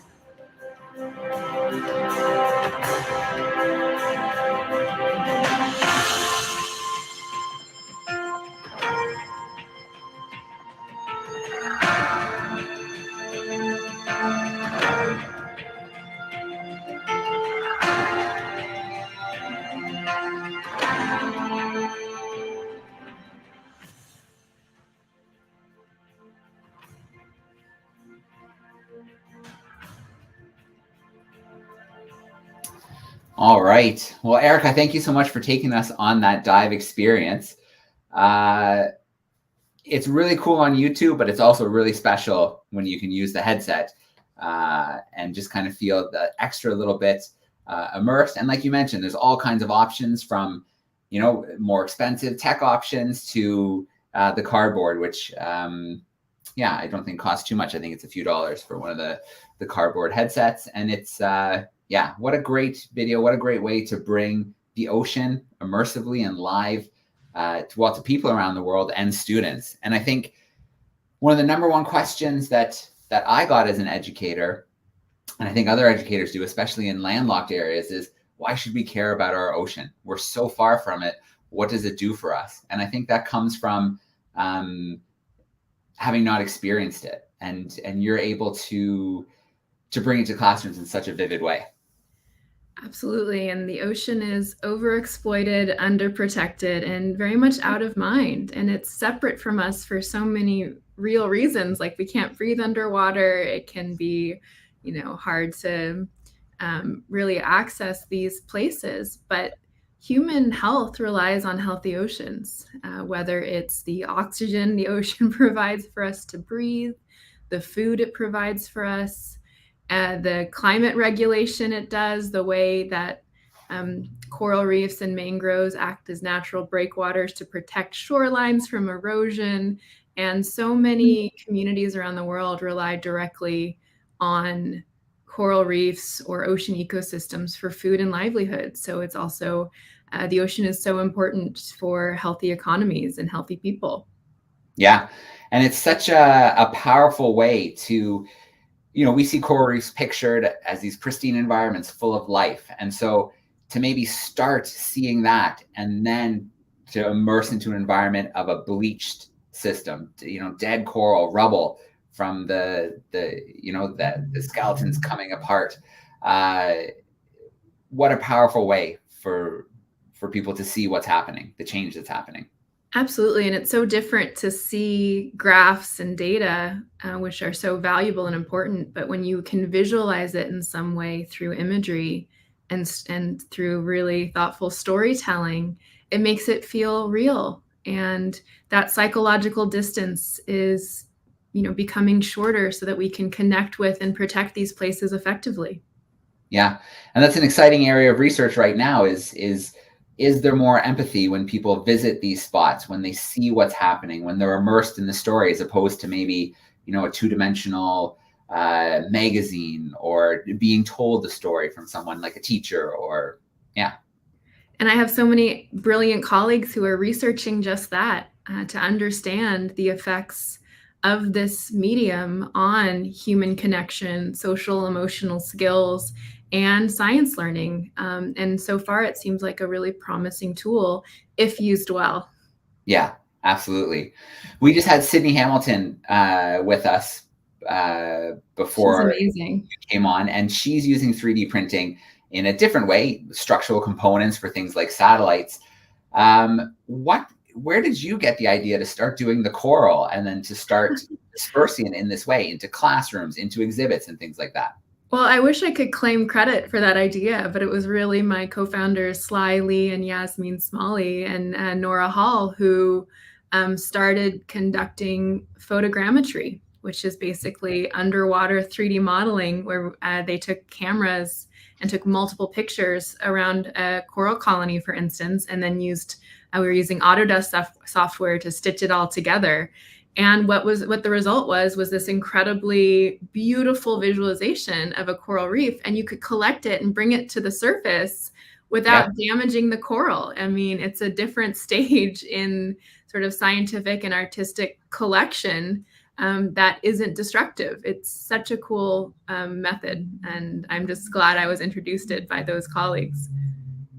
Yeah, of course. I mean, watching the presentation, the amount of projects and ideas, and I'm sure there's other things in the back of your mind. You haven't even started certain projects yet. So absolutely amazing. It's very exciting. I want to share a couple links here to make sure people can follow along. I can see some people in the chat asking for the website link, so I'm going to put that up there again.